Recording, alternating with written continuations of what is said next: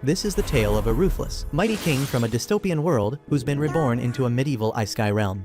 As a newborn, he awakens to find his parents gazing at him with pure joy and affection. They marvel at how his tiny face mirrors their own, overjoyed by the arrival of their newest family member. Father Reynolds instantly names him Arthur and demands that the little guy call him Papa. Meanwhile, Mother Alice feels Arthur's too young for such a title. Arthur answers with an empty baby stare, which Reynolds takes as a sign of a profound emotional bond. As his playful parents fuss over him, Arthur silently wonders who these people really are and why they claim to be his guardians. If they truly are who they appear to be, it means he died in his previous life and has somehow been reincarnated with all his memories intact. Staring up at the glittering night sky, Arthur can hardly believe that after conquering worlds and winning endless battles, the gods have reduced him to a feeble infant. Overwhelmed with embarrassment, not only must he endure burping, but he dreads wearing diapers and constantly fears being hurt. He can only clench his tiny fist in defense. Reynolds notices and gently slips a finger under Arthur's hand to show Alice just how much their son adores him. In a clumsy bid to move, Arthur pushes too hard and ends up soiling himself. As his mom hurries to clean him up, he stares blankly, silently regretting every twist of fate that led him to this mortifying moment. The humiliation nearly brings him to tears. He wishes this bizarre nightmare would end.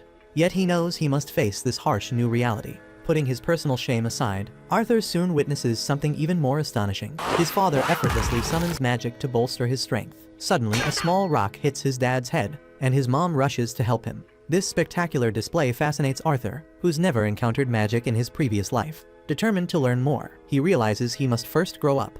On another front, Reynolds heads into the forest and overpowers a wild beast with his empowering magic. Not long after, a group of his friends stops by, marking the beginning of an entirely new chapter in his extraordinary journey. When Reynolds returns from hunting, Arthur can't help but wonder if this society lets everyone own weapons. If so, there must be a certain level of danger out there, and he figures it's only smart to pick up some abilities as fast as he can.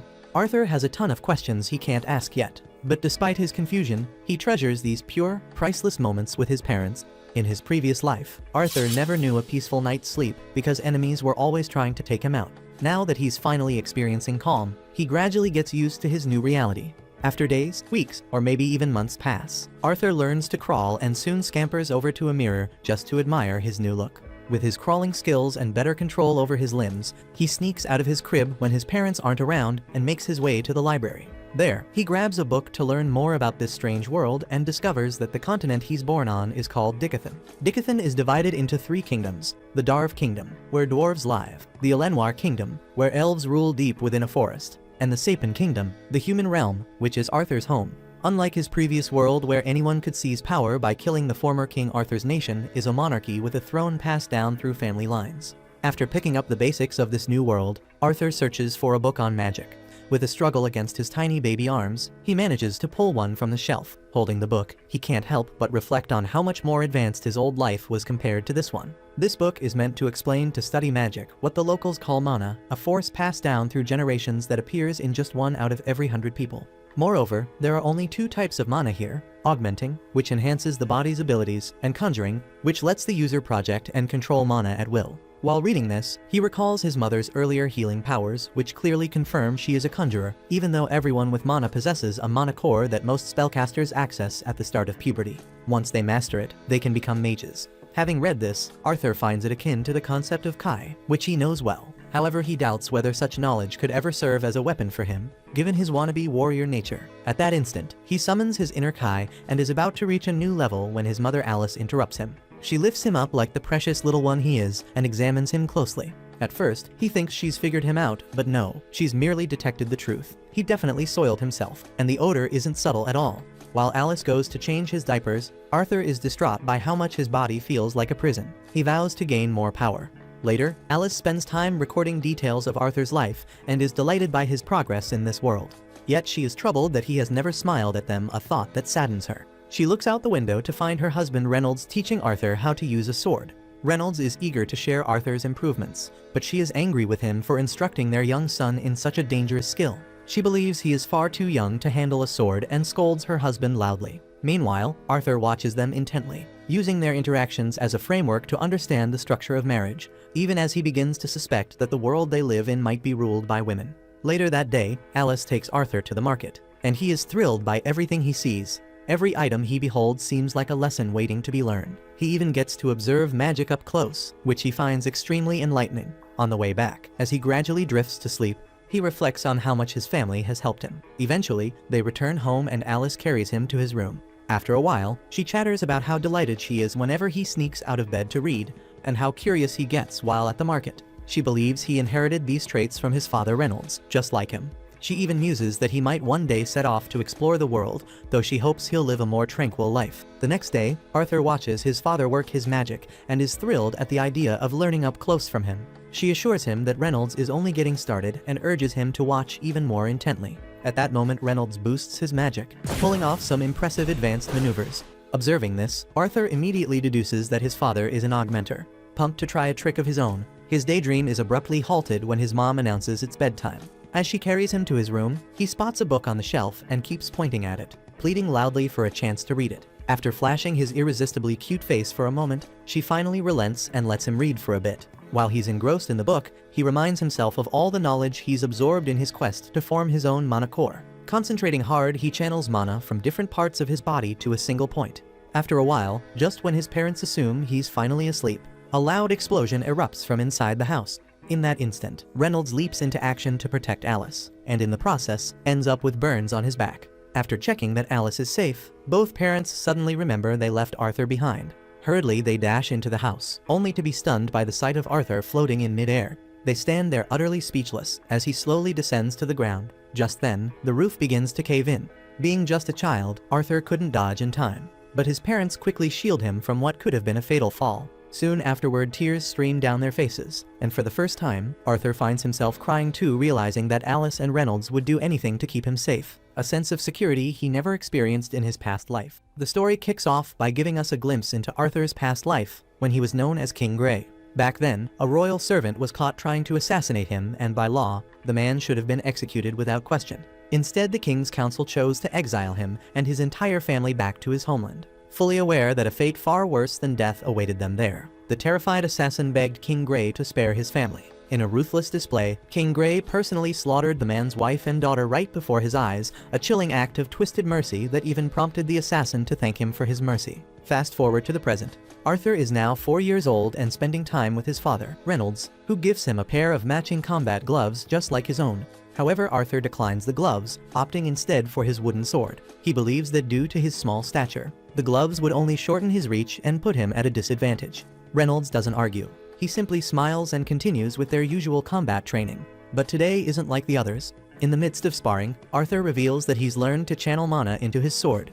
With one sudden reinforced strike, he shatters Reynolds' sword. For the first time in his life, Arthur wins, leaving Reynolds completely stunned and unprepared for his son's rapid growth. Later, at dinner, Reynolds decides it's time to secure a proper instructor for Arthur, realizing that without one, he might be hindering his own son's progress.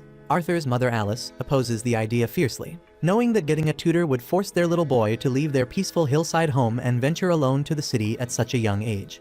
Reynolds was sure Arthur needed real magic training, said it'd shape his future. Alice didn't agree, and they started arguing over dinner.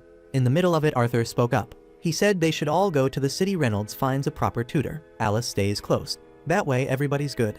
Without hesitation, both parents agree, and they immediately begin packing for their move to the city. Shortly thereafter, Reynolds' friend group and adventuring party known as the Twin Horns arrives in person to escort Arthur and his family to the city. Arthur introduces himself to them, and their leader, Adam, remarks that they've met before, although he assumes a kid like Arthur wouldn't remember. Still, Arthur recalls everything vividly, especially the time he blew up the entire house. Back then, the Twin Horns came to help rebuild it, and Arthur overheard their conversation, discovering that his parents were once members of the Twin Horns before settling down. Once Adam finishes speaking with Arthur, Angela steps in and basically deploys the airbag on him, the hugs so tight Arthur can't even breathe. Durden quickly pulls him away, and that's when Arthur notices a young woman silently watching him from atop the carriage.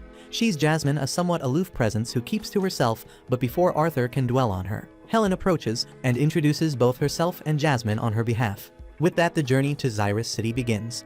At the same time, Arthur quietly muses on how primitive this transportation system is compared to his old world, where flying cars were the norm. Even so, he doesn't mind too much, especially with his caring mom by his side throughout the trip. They take several breaks along the way, and during one pause, a pack of wild wolf monsters suddenly attacks, forcing Arthur to confront the true dangers of the outside world. Jasmine steps in decisively and with her daggers, takes down the wolves with remarkable ease. Reynolds, Adam, and the rest of the Twin Horns join the fray, and soon they subdue the threat. Watching from the sidelines, Arthur becomes inspired by his companions and eagerly anticipates joining them in the next battle. That same night during a feast, Arthur notices that Alice isn't eating anything. She claims she's full, but something feels off. Soon enough, she spots an injury on Reynolds' arm and hurries to heal him. As she applies her healing magic, the atmosphere shifts. The group becomes cautious, quietly keeping watch to ensure no one is spying on them. It quickly becomes clear to Arthur that these precautions are necessary because healing magic is both rare and highly coveted in this world. By the looks of it, the very reason Reynolds and Alice lived in seclusion on the hillside was to keep Alice's extraordinary abilities hidden from prying eyes. Following the feast, Adam takes Arthur from his parents, eager to spar with the little guy to see if he's as skilled as Reynolds claims. The rest of the group, equally curious about the prodigy's potential, gathers around, forming an unexpected crowd. Only 4 years old, Arthur wonders if none of them are even a bit worried about him. This marks his first sparring match against anyone other than his father. Unlike Reynolds, who trained him with a simple wooden stick, Adam wields a real spear. As soon as the duel begins, Adam wastes no time infusing his spear with mana. Arthur responds in kind but goes one better, channeling magic into his feet to boost his speed dramatically. In that moment, everyone was stunned that a child his age could release such mana. In a flash, he darts forward and lands the first hit before Adam can react, sliding cleanly between Adam's legs and creating enough distance to leave the entire group speechless at his incredible speed and precision. The battle intensifies as the two clash head-on, but the power gap soon becomes undeniable. Arthur soon realizes that his small frame is like that of a balloon and ends up being sent flying by the impact, a sudden reminder of just how light and fragile his current body is during direct combat. Before he can hit the ground too hard, Angela uses her wind magic to gently lower him, softening his fall. Durden quickly intervenes, reprimanding Adam for going too far with a little kid, reminding him that he was supposed to hold back. Adam raises his hands in apology, admitting he got carried away, though he claims it was only because Arthur's technique caught him completely off guard. Deep down, he can't help but wonder what kind of intense training Reynolds has put this kid through to shape him into such a force at only 4 years old. Glancing to the side, Arthur notices Jasmine watching him with a curious look. She asks how he managed that move and begs him to teach her the secret. Seeing the blank look on her face, he concludes that she won't give up until she gets what she wants. The following morning, the family continues their journey and soon stops at a quiet spot where Arthur can continue his training. Adam shows him how to use a spear while Reynolds demonstrates some impressive gym bro moves. Next, Helen takes over and teaches him archery, and in no time, he becomes quite skilled. After finishing all his training for the day, he begins giving Jasmine the lessons she demanded, and she turns out to be a quick study. That night, while Big Kid Arthur is quietly reading a book, Jasmine keeps staring at him as if mesmerized by his non-existent handsomeness, and soon enough, she starts acting like a bit of a stalker. The following day happens to be Arthur's birthday, and Jasmine presents him with a dagger as a gift. To everyone's surprise, she even takes the time to explain how to use it properly. Not long after, Adam decides it's time to move on. Just then, Alice calls out to Arthur, but soon she suddenly feels unwell. When Arthur notices her pain and asks what's wrong, she assures him she's fine, though he isn't completely buying her explanation. As they press on with their journey, they are ambushed by bandits. The family jumps out of the carriage and quickly takes defensive positions. Arrows begin to fly, but Angela manages to shield them all with her magic barrier. Scanning the area, Arthur realizes they are almost completely surrounded. Meanwhile, the bandit leader, a guy with a cube-shaped head, orders his men not to hurt the women and children, explaining that he plans to sell them for a good profit. Before the bandits get any closer, they aggressively charge in. A visibly scared Alice tries to keep Arthur calm, and just in time, Durden blasts the attackers away while Reynolds swiftly deals with them using his fists. When one bandit is about to strike Reynolds, Helen fires an arrow straight through his wicked heart. Adam slices past several bandits with his spear, and Jasmine quickly takes down others with her daggers. Watching this all unfold, Arthur realizes that each member of the Twin Horns is individually very skilled. Still, with the bandits outnumbering them, the odds don't look good. After a fierce fight, exhaustion sets in as the bandits persist in their assault. Eventually, the bandits slam Reynolds into the carriage, leaving him unconscious. This allows the unsightly bandit leader to move closer to Alice and Arthur. Shortly after, Reynolds regains consciousness while they're running out of the carriage. Even in his battered state, he still musters enough resolve to be the man. He urges Arthur to take his mother and run away. Hearing this, Arthur insists on staying to fight alongside them, but his father then reveals that his mother is pregnant. This revelation finally explains the lingering suspicion Arthur had about why his mother always seemed unwell. Reynolds then orders Arthur to leave immediately, trusting that the boy will protect his mother and unborn brother. In a rush, Arthur grabs Alice and starts fleeing. Enraged, the large-mouthed bandit leader barks for his men to stop them. Before things get worse, Reynolds charges at the bandit leader, and just when it seems like Arthur and Alice might be caught, Adam and Jasmine launch knives at the attackers to clear a path. Soon enough, every member of the party bands together to help Arthur and Alice escape while they face the bandits head-on. As they run, Arthur reflects on his dark past. Once he'd stolen souls, and now he's terrified of losing the ones he loves. The very thought of his loved ones being taken away fills him with sorrow, but all his small feet can do is run for his life. After a while, Arthur senses an attack approaching from the mountains. He looks up to see a suspicious man launching a magic strike. Instinctively, he shoves his mother aside, but the magical blow catches him, causing him to lose balance and tumble off the mountain. Determined not to meet the underworld alone, he uses the dagger Jasmine gave him with a string attached and flings it at the enemy. The dagger latches onto the man's leg, pulling him down from the mountaintop. Meanwhile, Durden and Angela try their magic to save Arthur, but he's too far away for it to reach him before he falls. As he descends, Arthur's thoughts turn inward while his mother, watching with outstretched hands, feels hopeless and sheds tears at the thought of losing him. Yet despite the peril, Arthur finds solace in knowing he protected his family even if it might cost him his life. He's bittersweetly sad that he won't get to be the big brother he always dreamed of being. In a surprising turn, Arthur survives the fall. He later wakes up in a terrifying forest, face to face with a massive, fierce-looking monster, a sight that leaves him utterly terrified. After that, in a desperate attempt, he tries sneaking up on the monster to boost his survival odds, but the monster just bats him out of midair and tells him to relax. The monster explains it isn't evil and only wants to be friends, though the last time someone made that claim to me, I ended up doing yoga in a basement with no windows, so I'm not sure Arthur should trust it. Either way, he's badly injured and won't heal unless he eats something substantial. So the monster begins plucking odd-looking fruits from the cave wall. It urges Arthur to eat, but he doesn't trust those strange cave berries and is about to haul himself up to talk his way out. Then his exhaustion hits him like a ton of bricks, and as he fights to stand, he hears a snap in his leg before he breaks down in tears.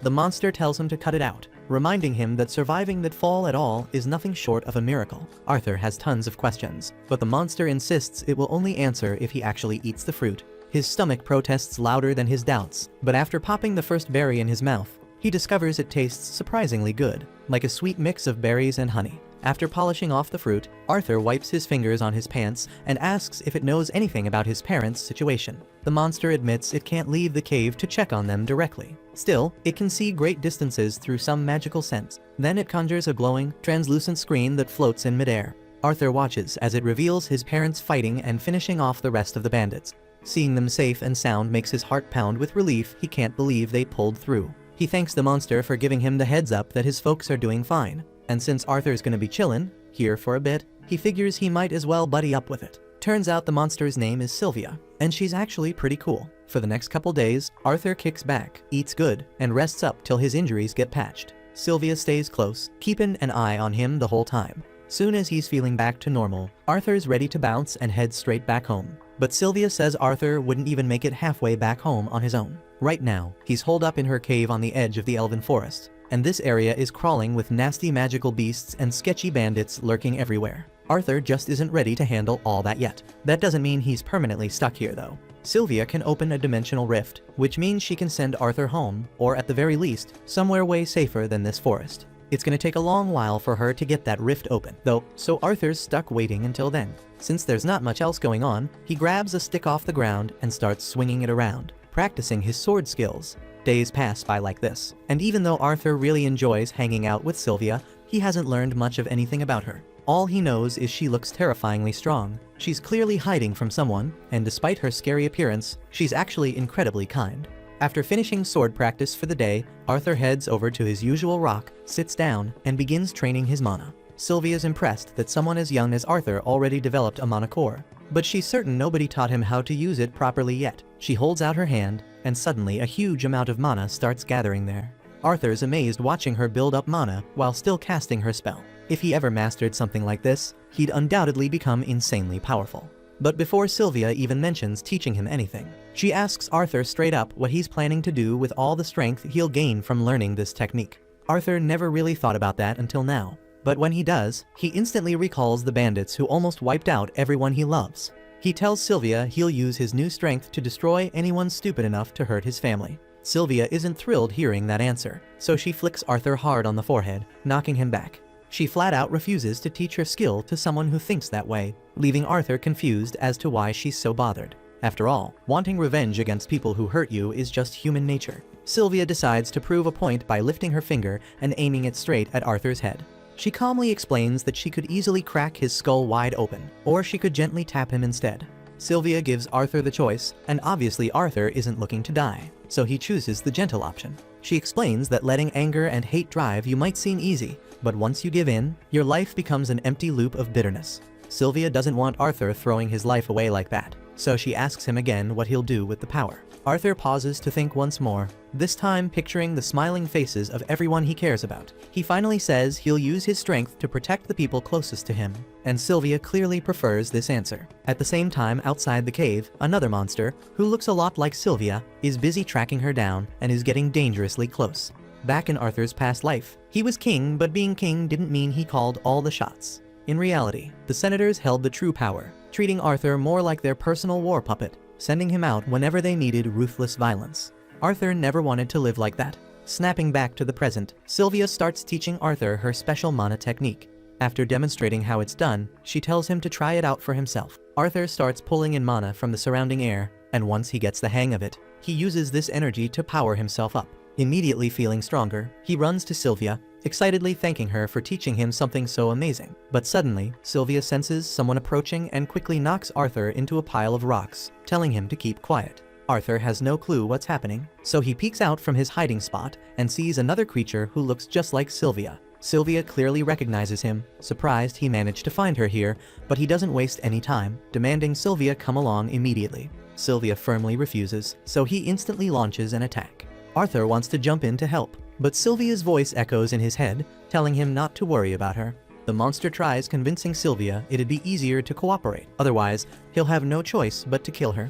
Sylvia, however, would rather die than listen to him, so she quickly gathers her mana, unveiling her true form. Turns out Sylvia's a dragon, and in this form, her strength is on a whole other level. She fires a massive blast at the other monster, but he manages to block it, warning Sylvia that she's being reckless, especially considering the current state of her body won't allow her to survive using that much power. Sylvia knows she's probably not going to make it through this, but she's accepted it, having already lived a long and fulfilling life. She succeeds in pushing the other monster into a wall, but he isn't finished yet and quickly retaliates, unleashing several powerful blasts towards Sylvia. She takes significant damage, yet right now her biggest concern isn't herself, it's Arthur, because the fight is dangerously close to the spot where she had knocked him. When the monster fires another blast at her, she realizes dodging isn't an option without risking Arthur's safety, so she channels all her remaining strength to intercept it, temporarily freezing time in the process. With everything around them frozen, Sylvia quickly tells Arthur it's safe to come out of hiding. Arthur cautiously approaches, eager to ask Sylvia about everything going on, especially now that he knows she's actually a dragon, but there's no time left for explanations. Sylvia's power to hold time and place won't last much longer, so she urgently needs to get Arthur out of there. She opens the dimensional rift she'd been preparing, but due to her injuries and the rushed nature of the spell, the portal ends up connecting to some random place instead of Arthur's home. She'd wanted to avoid sending him into the dangerous forest, but now there's simply no choice. Still, Sylvia is confident that Arthur can survive on his own and eventually find his way back home using the technique she taught him, so she isn't worried about him anymore. Before sending him off, Sylvia asks Arthur once more what he'll do with his newfound strength. Without any hesitation, Arthur says he'll only use his power to protect his family, an answer that reassures Sylvia he'll never misuse it selfishly. Before he leaves, Sylvia has a few final gifts for him. She forms an egg and a feather right in front of Arthur, instructing him carefully to wrap the egg with the feather and keep it safe. As a final farewell gift, she also transfers her will onto Arthur, creating a mark on his arms. Arthur's confused by suddenly getting 2 full-sleeve tattoos, but Sylvia has no strength left to explain anything further. Sylvia tells Arthur he'll figure out how to use it someday, but sadly, she won't be around to show him how anymore. She also comes clean, apologizing for being selfish because honestly, she could have sent him home to his family from the very start. But having him around was way too fun to give up, and now, because of that selfish decision, Arthur ended up in danger. Arthur feels awful knowing there's nothing he can do to keep Sylvia from dying here, despite everything she's taught him. He doesn't care if she's a dragon, monster, or whatever else. To him, Sylvia's family, plain and simple. Arthur even says she's kinda like a mom, but Sylvia gently reminds him he's already got one of those. Arthur thinks a second, then says she could be his grandma instead. Sylvia definitely wasn't ready for that, but she loves hearing it, asking Arthur to call her grandma again. He happily does. It breaks Sylvia's heart that she won't ever get to see Arthur again, but they're running short on time, so she nudges him toward the portal. Arthur gets the message, takes the gifts she gave him, and starts walking through, but at the last second he hesitates, trying to convince Sylvia to come along. She can't though, and with a heavy heart, she closes the portal, sending Arthur safely away. Time snaps back to normal, and Sylvia takes the full force of the monster's blast. It looks deadly serious. She drops to the ground motionless, but the monster isn't buying it. Sylvia's too strong to die from just one hit, but he makes a huge mistake letting his guard down as he closes in on her. Sylvia uses every last ounce of strength to unleash one final, devastating blast, vaporizing him and everything around for a mile. As Arthur teleports away, Sylvia sends one last message. She reminds him about their earlier talk on the right way to use power. Arthur remembers clearly, but still feels crushed by what happened. Sylvia reassures him the world's a tough place, and these tragic moments happen. That's exactly why Arthur's gotta change it for the better. Arthur doesn't buy it at first, saying there's no chance someone like him could pull that off. Sylvia tells him she's not expecting miracles overnight. Small steps will do just fine. Besides, this isn't Arthur's first rodeo running the world. Sylvia knows all about his past life as king, and even though she didn't agree with how he handled things back then, she's confident that if Arthur keeps hate out of his heart this time, he'll grow into a great king who makes the world a better place. A bit later, Arthur wakes up on the forest floor, promising himself he'll keep Sylvia's request. But first things first, he's got to figure out how to get himself out of this forest. As he walks through the thick trees, a sharp, gut-wrenching scream cuts through the silence. It's high-pitched and desperate, and it sounds like a small fry in trouble. Arthur doesn't hesitate. He channels mana into his legs and bursts forward. He leaps into the nearest tall tree for a better view, and from up there, he spots the scene clearly. Down below, a group of filthy bandits is snatching up a young elven girl. She tried to run, but they've already caught her, one of them clamping a hand over her mouth to muffle her cries. These guys know what they're doing. They tie her up without wasting time and toss her into the back of their carriage. Elves fetch a high price on the black market, and they're planning to cash in the moment they clear the forest. Watching this all unfold, Arthur's hands ball into fists. The sight sends him right back to the day his own family was ambushed. He remembers the fear, the chaos, and the bandits talking about selling the women and kids off while keeping him alive for labor. That rage begins bubbling up again. His first instinct is to drop down and wipe them all out on the spot, but he stops himself. Sylvia's voice echoes in his mind, reminding him not to lose control. He takes a breath, focuses, and calms that storm inside him. If things ever start to feel dull again, go check out AnimeScar Recaps. Jumping in now could get the girl killed, so he decides to wait. He starts tailing them quietly through the trees, keeping his presence hidden. The bandits keep moving until nightfall, then set up camp when it gets too dark to travel. Arthur finds a nearby perch and watches them carefully, debating whether to wait until they reach a town or strike now. That decision becomes easier when he overhears one of the bandits mention how elves are his favorite. Arthur's blood boils again. He knows he can't risk leaving the girl alone with these animals any longer, but he still needs full cover of darkness. So he sits down and meditates, letting his mind clear and his senses sharpen. He knows what's coming. What he's about to do won't be clean, and it won't be pretty. Once the forest is completely dark, Arthur opens his eyes. It's time. As he prepares to move, he notices a group of horned wolves nearby. They're leashed and quiet, too quiet for wild beasts. That's when he spots the magic collars around their necks. They're enchanted, probably to keep the wolves obedient. Arthur smirks. If the bandits can use them, then maybe he can turn that magic against them. That's when Arthur tosses a couple of rocks at the wolves to rile them up, and the sudden howling draws the bandits' attention right away. The leader snaps at one of his men, telling him to go shut those damn things up before they bring trouble. The bandit walks over and kicks one of the wolves in the neck to make it stop barking. And just as he's focused on that, Arthur sees his chance. He summons his blade and drops behind the man, slashing him down within seconds. He grabs the weapon off the ground, and when another bandit comes to check out the noise, Arthur jumps on his back and slices his throat before he can react. That's already 2 down, but Arthur's body is starting to wear out, and he knows he can't drag this out for much longer. Another bandit comes over, probably wondering what's taking the others so long, and Arthur rushes in to strike him fast too.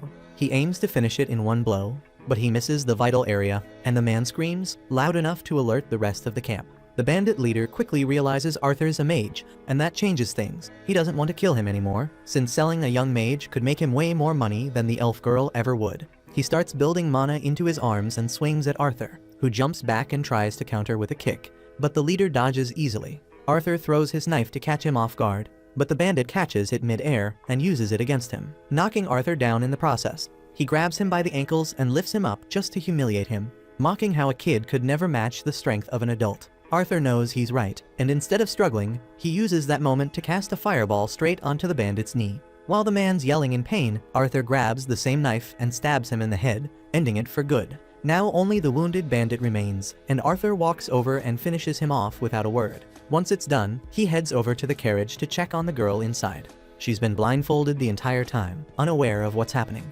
Arthur unties her and tells her it's all over now, doesn't need to worry. She says her name is Tesha, and as Arthur helps her step out of the carriage, she notices the blood on his hand and looks up at him, her eyes full of quiet concern. Arthur figures it's only natural for a kid to be freaked out by the sight of blood, so maybe letting her see bodies all over the ground isn't the best move right now. He tells Tesha to wait right there for a minute while he goes around and covers the corpses with a tarp he found in the camp. Tesha asks what happened to the men who took her, and Arthur doesn't feel like going into the whole murder part, so he tells her they had a bit of an accident, and they won't be a problem anymore. She doesn't ask any more questions after that. Arthur grabs her stuff out of the bandit's carriage and hands it to her, telling her it's time for him to head out. But Tesha clings to his arm and begs him not to leave. She doesn't want to be alone in the forest because if she gets lost, something like a tree ghost might show up and eat her. Arthur asks if she knows how to get back to her village, and she says she does, but she has no idea how far it is or how long the trip might take. He's not excited about going on a random forest tour, but at the same time, he knows there's no way she's making it out on her own, so he agrees to take her back home. He glances at the wolves the bandits had captured and briefly considers riding them to save time. But he has no clue how to control a wolf and isn't looking to die trying. He decides it's safer to leave them behind. Tesha, though, thinks they should at least take the collars off so the wolves can return to the wild. Arthur warns her that might not be the smartest idea, since once those collars come off, the wolves could snap and tear them apart. Tesha's not worried, says she hasn't done anything to upset them, and besides, it's part of her role in the forest to look out for the creatures that live here. She removes the collars, and the wolves walk away peacefully without even looking back. By the time morning rolls around, Arthur and Tesha are already making their way through the forest toward her village. After walking for a while, they stop to rest and eat. Arthur makes some questionable stew with whatever he had in his bag, throwing stuff into the pot like a medieval Maddie Matheson. Tesha gives the pot a sniff and immediately regrets it. It smells weird, but Arthur tells her she has to eat anyway. It's just dried meat and salt, tastes like someone boiled a bad decision, but it'll keep them going. While they eat, Tesha looks up and asks what brought Arthur to Elshear Forest in the first place, since humans don't usually come here, let alone a kid wandering around alone. That's when Arthur starts explaining how he got separated from his family and ended up here. Since they're already talking, he asks Tesha what it's like living in the kingdom of Elenoir, and she immediately lights up. Her parents are often buried in work, so she spends most of her time with her servant and her grandfather. It's obvious she cares about them deeply. They continue their journey, but Tesha has no idea how far her village is, which makes it impossible to know how long this will take. To make things worse, those wolves she let go haven't stopped following them, and Arthur's starting to wish he'd dealt with them earlier. That night, Arthur decides to stay outside and keep watch while she sleeps, just in case the wolves get too bold. But after a while, Tesha peeks out from the tent and asks him to come inside. He says he's not tired and would rather stay out there to keep an eye on things, but she doesn't want to be alone. She keeps asking him until he finally agrees and joins her inside, deciding to stay alert from there. Tesha tries to act like she's not scared, but she won't let him stray too far from her side. Before she falls asleep, she asks something strange about the human kingdom. She wants to know if it's true that humans are perverts who take multiple wives. Arthur raises an eyebrow and asks where that idea came from, and she tells him her grandfather said it. Arthur admits that kind of behavior exists, mostly among nobles, but says regular people don't live like that. Tesha seems to accept that and falls asleep right away. Over the past few days, Tesha has been warming up to Arthur. She's smiling more and seems to have forgotten about the slave traders, but she's still hopeless when it comes to survival. She can't even cross a creek without help, so Arthur has to carry her across himself. All of a sudden, a deep sharp pain shoots through Arthur's chest. He leans against a tree, trying to catch his breath, and Tesha runs off to look for herbs that might help. But Arthur already knows this isn't some regular illness. While he's slumped against the tree, one of the wolves steps out from the woods. Arthur's eyes lock on it, but his body's too weak to move. If the thing decides to come closer, there's no way he'll be able to defend himself. That's when Tesha returns with a bunch of herbs in her hands, but Arthur tells her to stay back because the wolf's still nearby and might be dangerous. But before anything happens, the wolf drops a dead pig right in front of him, then turns around and disappears into the woods like it's done its job. Arthur doesn't know what to make of it, but Tesha figures it's the wolf's way of saying thanks for earlier. Either way, now they've got meat. Later that night, they roast the pig and sit by the fire. The meat tastes way better than the stew from before, and Tesha enjoys every bite. While they're eating, she mentions that she found some mushrooms earlier and hands a few over to Arthur. He eats some without thinking twice, but it's a bad idea. Before long, Arthur's curled up with stomach pain, regretting everything.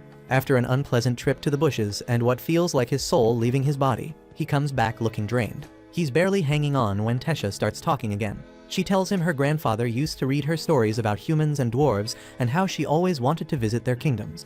But she was never allowed to go since elves don't trust other races. Halfway through her story, she realizes Arthur hasn't heard a word she said. He's already half asleep. Then she covers him with a blanket and tells him to rest easy. In the morning, they set off again, but Arthur's chest pain is getting worse. Tesha says sorry for not being able to help, but Arthur tells her not to worry about it.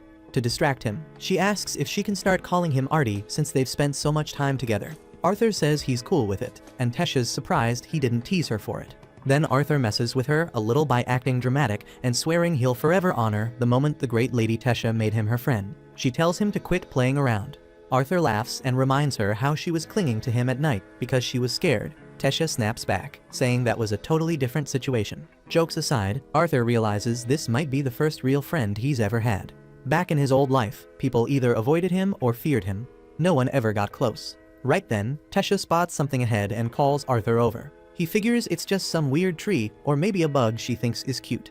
Instead, it's a massive tree with a glowing portal in the middle of it. Tesha turns to him, holds out her hand, and says this is the entrance to her village. She tells him to come with her. Things take a turn the moment Arthur steps foot in the elf village. The elves, still holding a deep grudge against humans, surround him instantly and hold blades to his neck. He turns to Tesha, thinking she'll speak up for him, but to his surprise, she just stares him down with a cold, blank look and says nothing. Arthur feels the sting right away. It hits him like betrayal. After everything they went through, he thinks she set him up. He can't believe he let himself trust anyone again. He's been through this before. Back in his past life, betrayal was a regular visitor.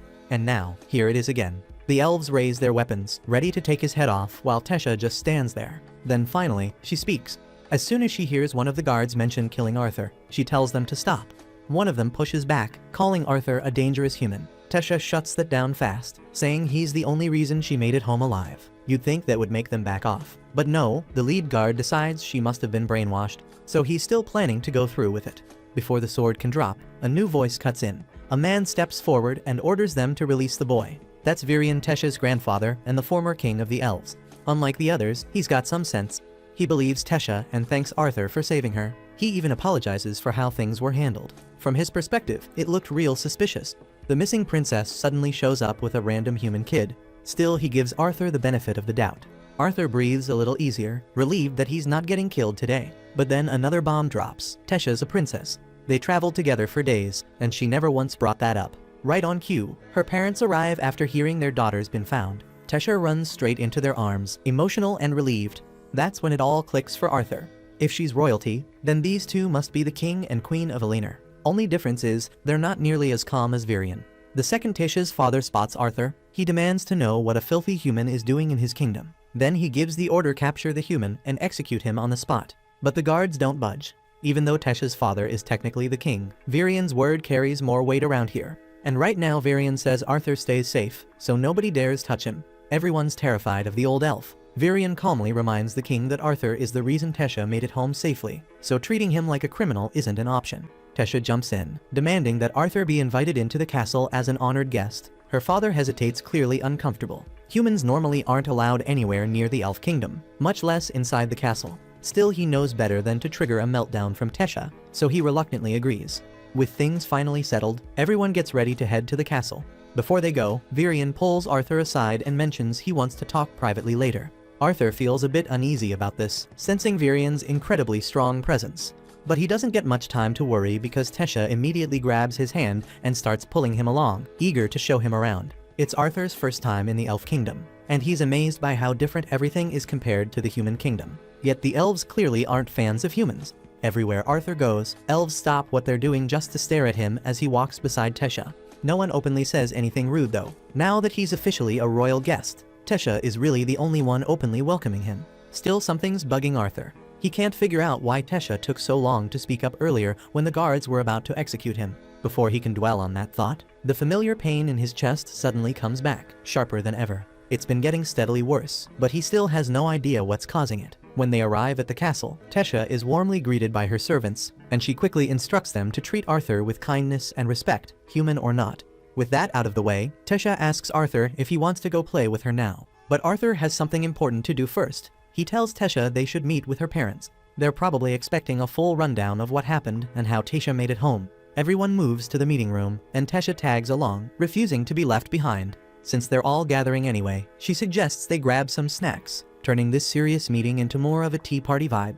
With everyone settled, Tesha's father decides it's time for proper introductions. He formally introduces himself as Alduin, the king of Elenoir. His wife's name is Muriel, and as Arthur already knows, his father is Varian. Arthur politely introduces himself as a humble commoner from the kingdom of Sapin. He knows full well that under normal circumstances, a human like him wouldn't even get close to Elenoir, much less meet the royal family, so he sincerely thanks them for welcoming him here. Alduin is caught off guard by Arthur's mature attitude, especially since he's just a kid. But he's more interested in hearing exactly what happened to Tesha and how she ended up lost in the first place. Arthur lays it out clearly how he got separated from his family during a bandit attack and ended up stranded in the Elven Forest. Of course, he leaves out his secret meeting with Sylvia in the cave. When he reaches the part about rescuing Tesha from slave traders, Alduin's anger boils over. He can't believe humans would dare try to sell his daughter into slavery. Arthur calmly reminds Alduin that elves have been guilty of slave trading themselves, so humans aren't the only ones at fault. Varian cuts in, curious how Arthur managed to free Tesha from such dangerous men. Arthur casually states that he killed all of the slave traders himself. One guard immediately objects, yelling there's no way a kid could pull that off alone. But Varian shuts him down instantly, telling him to keep his mouth shut unless he wants to lose his job. Arthur seems completely genuine, so Alduin says he believes him. With everything cleared up, Arthur mentions there's one more thing he'd like to ask. As he told them, he ended up here after being attacked by bandits, and now he just wants their help getting back home. Alduin's temper flares again at the thought of a human asking a favor from the elven royal family. But Arthur did bring Tesha home safely, so returning the favor is only fair. Plus, Alduin knows very well that if he says no, Tesha's tantrums will make his life miserable. He quickly backs down and agrees to help. But there's one major hitch: the teleportation gate leading to Sapin is sealed shut and can only be opened once every 7 years when the leaders of the 3 tribes meet. Since the last meeting was 2 years ago, Arthur would have to wait another 5 whole years for the portal to open again. Arthur's not thrilled about waiting 5 whole years, and Alduin doesn't like the idea of keeping a human inside Elenoir that long either. So instead, Alduin says he'll assign a squad of soldiers to escort Arthur back to Sapin. He wants him gone as soon as possible, but since it's already late, he agrees to let Arthur rest for the night and head out in the morning. Arthur thanks him for arranging the escort, but the pain in his chest has gotten a lot worse, and it's clear Varian notices something isn't right. A bit later, a room is prepared for Arthur in the castle. He tries to relax by taking a bath, but the pain just keeps building, and he's starting to worry it's serious. Afterward, he steps out onto the balcony, hoping some fresh air might help ease it a little. The air does help a bit, but the pain hasn't gone anywhere. He knows he needs to figure out what's causing it before it becomes something he can't ignore. Looking up, he spots Tesha with her parents on the balcony above. Seeing that moment between them makes him think about his own parents. He still doesn't know if they made it out of the bandit attack alive, but deep down, he believes they did. His parents are strong. They had to survive. Still, he wishes he could talk to them, just wants to know for sure. Tesha looks down and notices him standing alone. She can tell something's bothering him. Once she finishes talking with her parents, she walks over to check on him. When she reaches him, she apologizes for how her father acted earlier. Arthur brushes it off. He says it makes sense. After everything that's happened between humans and elves, it's only natural for Alduin to be cautious, especially with Tesha involved. Talking about parents reminds Arthur of how far away he is from his own. He starts wondering if they'll even be happy to see him again. They were only on that trip because of him, so part of him feels like this is his fault. He also can't help blaming himself for not being strong enough to protect them when the bandits attacked. That guilt's been sitting on his shoulders since day one, but Tesha doesn't let him spiral. She grabs his face with both hands and shakes his head like she's snapping him out of it. She doesn't know much about Arthur's parents, but if they're anything like hers, she's sure they'll be overjoyed the moment they see him again. Out of nowhere, the hallway starts glowing as a swarm of fireflies drifts in, lighting the space with a warm shimmer. Caught in the moment, Arthur finds himself thinking back to his parents and the way they used to smile at him. Ever since his rebirth into this world, they've always shown him love. Not once did they make him feel like he wasn't wanted. So what was he even afraid of? Thinking they'd turn on him after everything that happened. He realizes he's been letting the baggage from his past life creep in and mess with his judgment. That old paranoia has been clouding how he sees people. He even doubted Tesha earlier, thinking she might have betrayed him.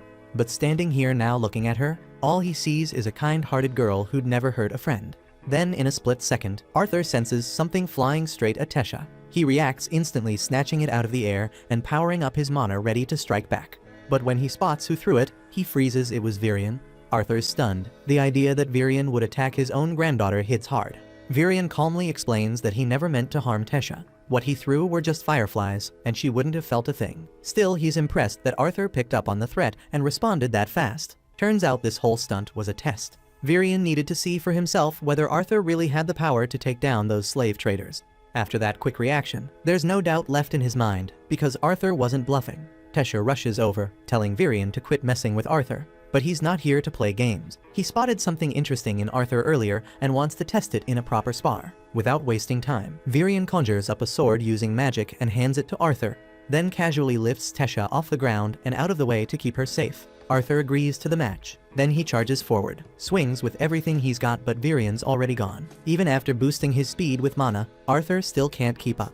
Just when he thinks he's found an opening, Virion casually smacks Arthur's sword with his palm and shatters it completely. A shard from the broken blade flies toward Tesha, but Arthur quickly hurls the rest of the sword at it, knocking it away before it reaches her. He doesn't stop there. With nothing left in hand, he lunges at Virion using pure mana, but Virion counters effortlessly with his own energy. His strength is on a completely different level, and Arthur's clearly outmatched. Still, quitting isn't in his nature. After getting blown back, he digs and charges again, and manages to land a solid hit right on Virion's forehead. It doesn't do much damage, but Virion's impressed. Arthur actually slipped through his guard and landed a blow. He's fired up and ready for another round until Tesha sneaks in and pinches him from behind, scolding him for going overboard. Arthur says it's fine. In fact, he feels honored that someone as strong as Virion even thought about testing him. While the energy's still high, Virion looks Arthur in the eye and says he wants to take him in as a disciple. Arthur's caught off guard. That kind of offer isn't something he expected. But Virion's dead serious. He asks Arthur if he's willing to accept. Arthur's not sure what to say. His mind jumps straight to his parents. He hasn't even told them he's alive yet, if that's the only issue. Virion says he has a way for Arthur to talk to them right now. Arthur's interested, but before he can respond, that sharp pain hits his chest again, stronger than before. Virion notices right away and tells him the truth. Arthur has inherited a beast's will, and if he doesn't become Virion's disciple, that power will end up destroying him. After taking in all that terrible news, Arthur heads to bed, but his mind won't shut off. Between being away from his family and the thought that he might not make it out alive, the anxiety eats away at him until he slips into a nightmare. He finds himself trapped, haunted by some sleep paralysis demon clinging to his chest. Then he hears someone calling his name. He opens his eyes and sees Tesha sitting on top of him. She's been trying to wake him for a while, but he kept mumbling about some kind of monster. She's clearly getting annoyed, tells him to hurry up and get dressed. Virion's already waiting for him outside.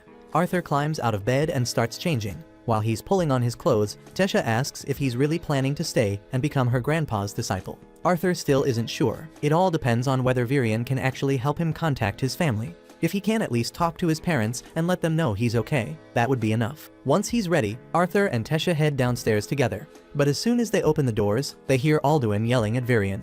He can't believe Virion's considering letting Arthur live in the Elf Kingdom. Taking in a human as a disciple would break generations of tradition. But Virion doesn't care. He likes Arthur and has already made up his mind.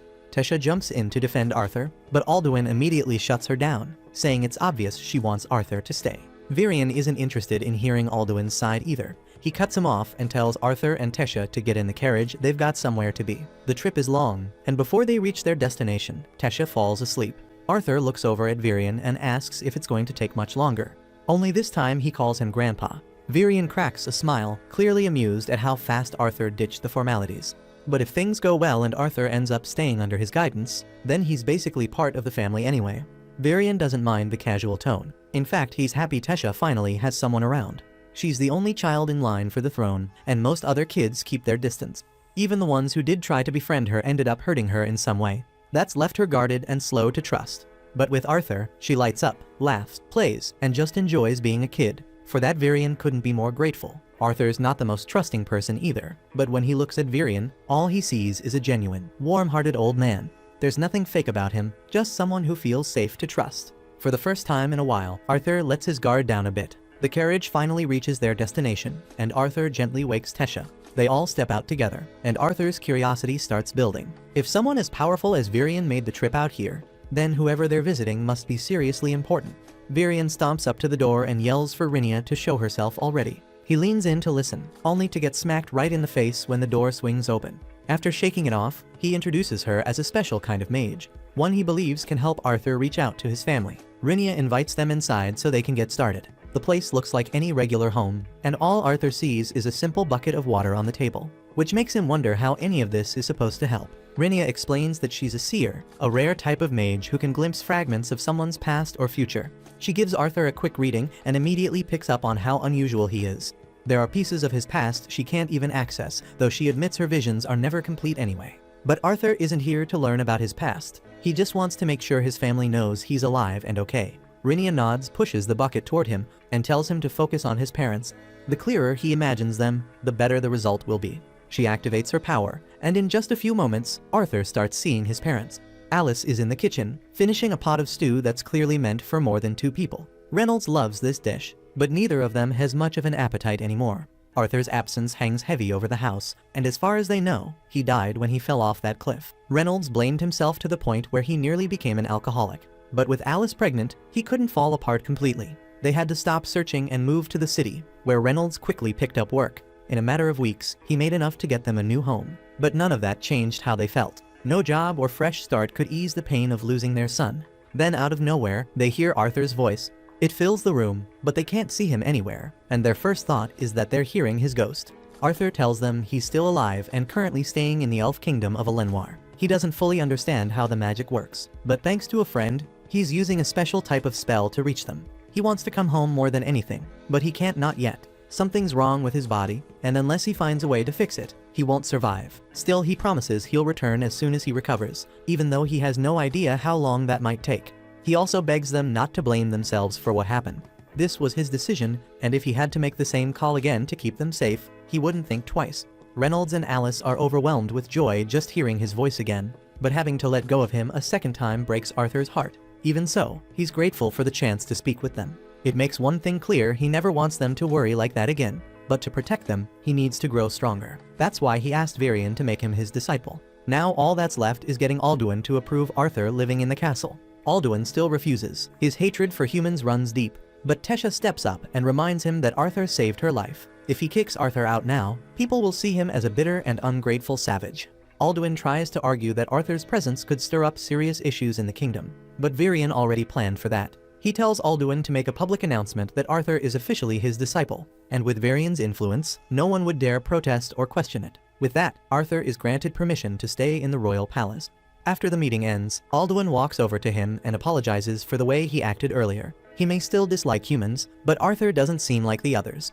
And more importantly, Arthur saved his daughter. As a father, that's something he can't ignore. He tells Arthur that from now on, he can think of himself as part of the family. Arthur stands there, surprised at how quickly both Alduin and Muriel changed their tone. Then again, with both Virion and Tesha backing him up hard, it's not that surprising Alduin finally gave in.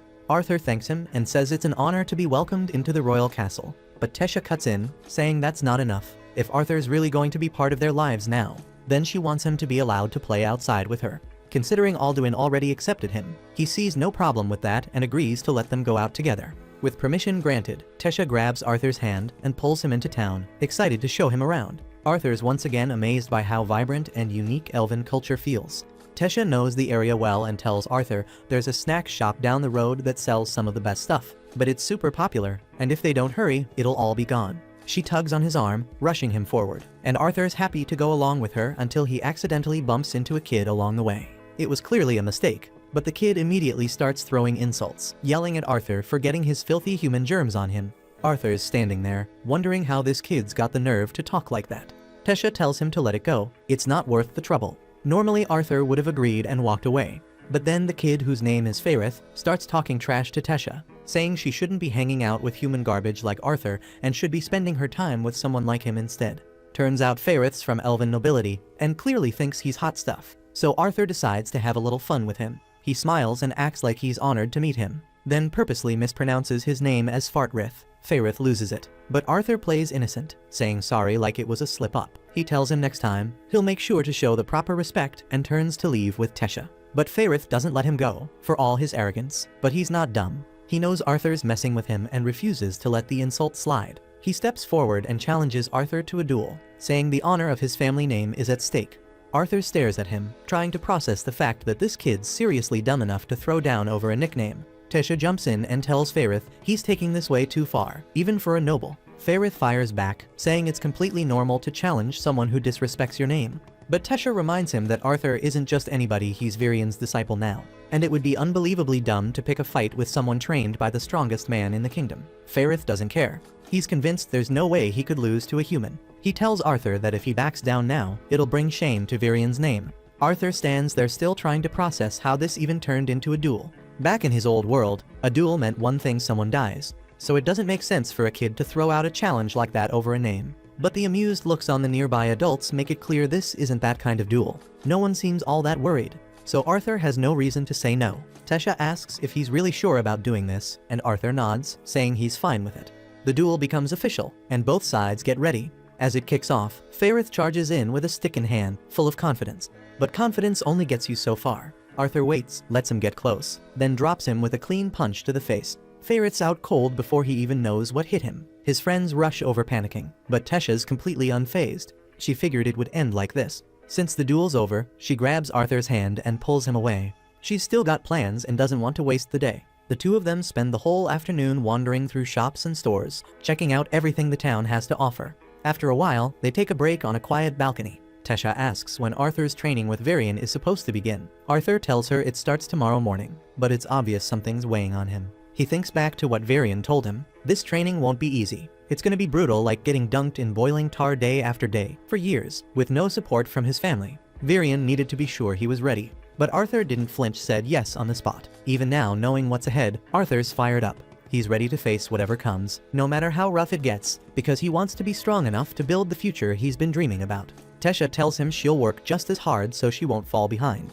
But right now, she wants to enjoy what's left of their day. Says they should go grab more snacks. A few years pass, and both Arthur and Tesha have been training under Varian the whole time. They've grown closer over the years, but Tesha's still super competitive, so every session turns into a full-on battle. Today's no different, they've both been pushing hard, and by the time they're done, Tesha is completely out of energy. While she's resting, Varian decides it's a good time to give Arthur a deeper lesson on magic. He explains that once someone stabilizes their mana, they can start using elemental magic: fire, water, earth, or wind, but what elements a person can control usually depends heavily on their race. Elves, for example, are naturally strong with wind and have decent skill with water and earth, but they generally suck at fire. Dwarves, on the other hand, are beasts with fire and earth, but weak when it comes to wind or water. Humans are different, though they have the potential to use all four elements. But how strong they are with each one depends a lot on their training and individual affinity. Tesha lifts her hand and asks why Varian hasn't told Arthur to train his mana core if it's so important. Varian answers that Arthur's not ready. His body's still too fragile. That beast will inside him might be powerful, but it messes with the connection between his body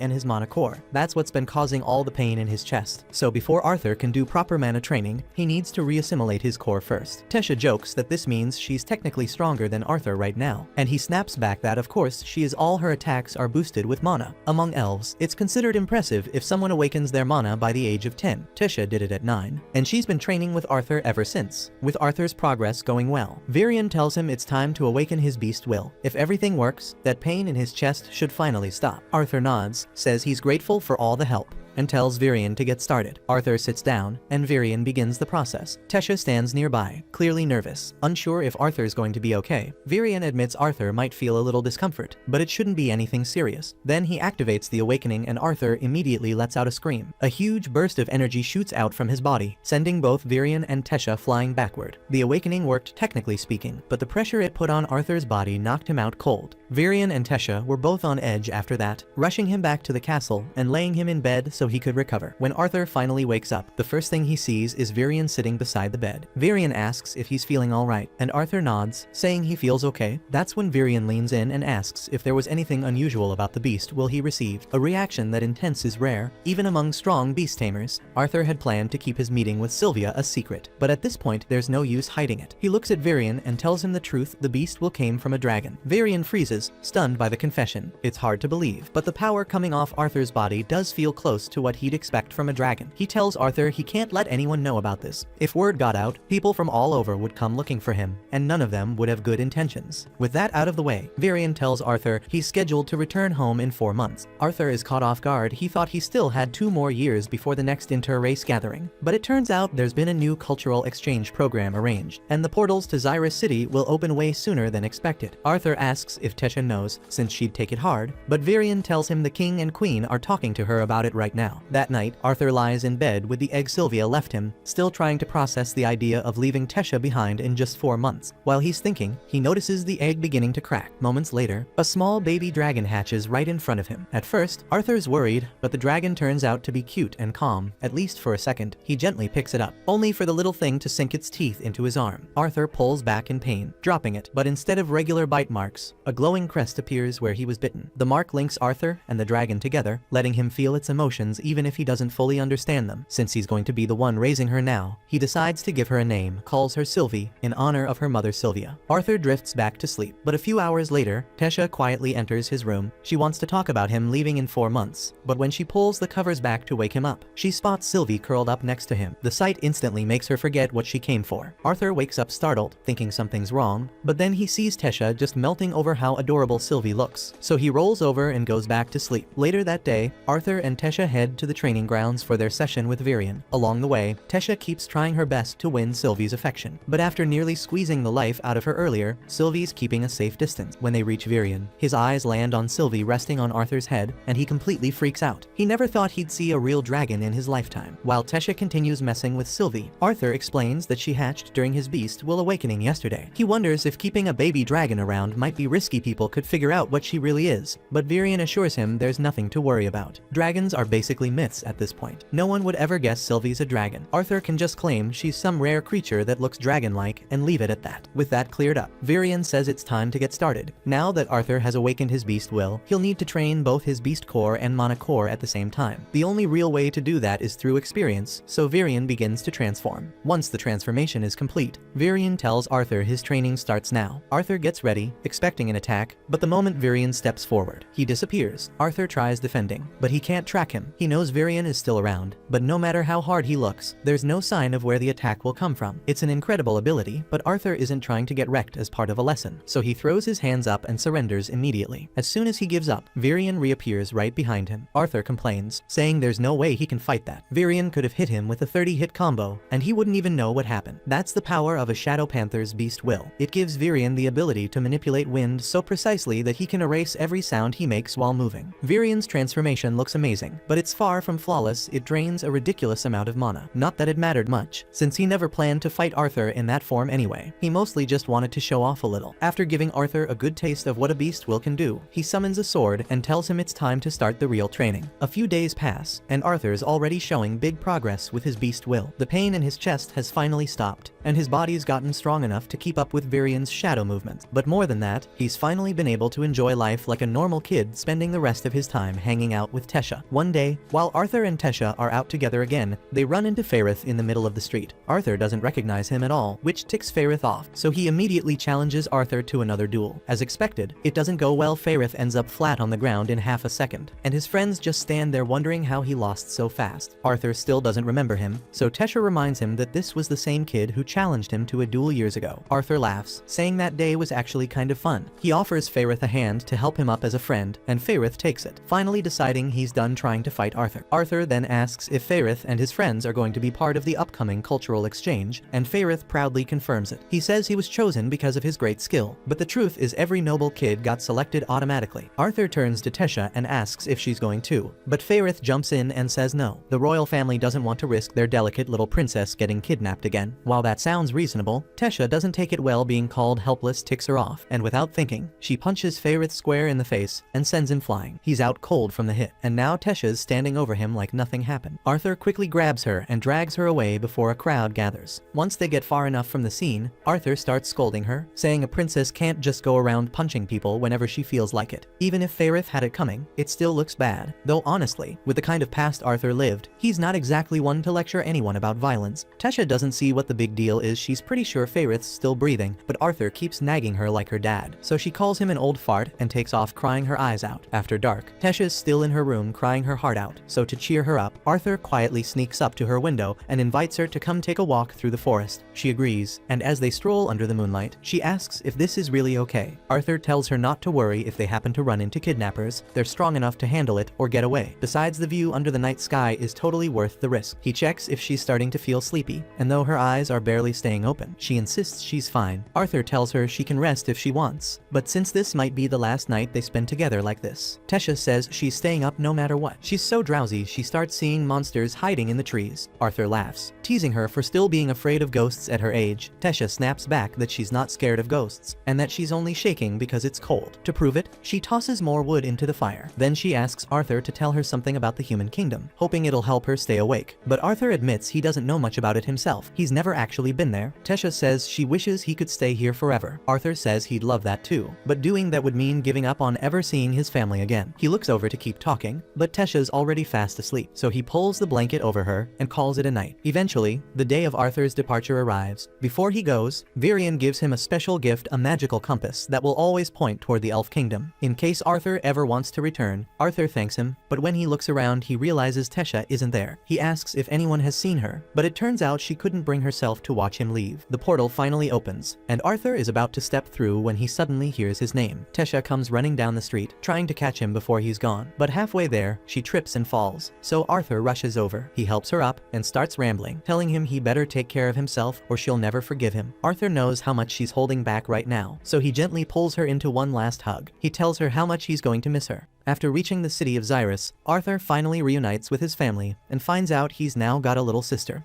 Her name's Eleanor, and Alice and Reynolds have been telling her stories about Arthur for years, so she's hyped to finally meet him. They all head inside, and right away Alice starts asking if he's been doing okay. Last time he reached out, he mentioned being sick, so she wants to know if he managed to recover. Arthur tells her he's doing fine and there's no need to stress about it, but he knows they deserve to hear what happened. So he begins telling them about everything he went through after they got separated. He leaves out the part about Sylvia and the beast will though.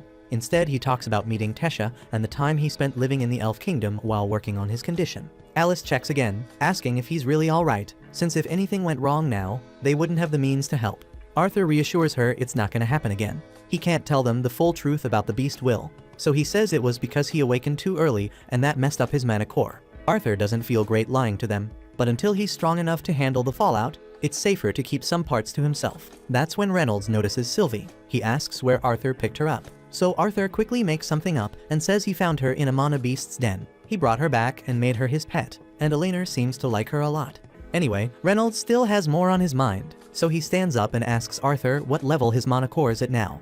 Alice immediately scolds him, saying he shouldn't be picking a fight with their son right after he got home.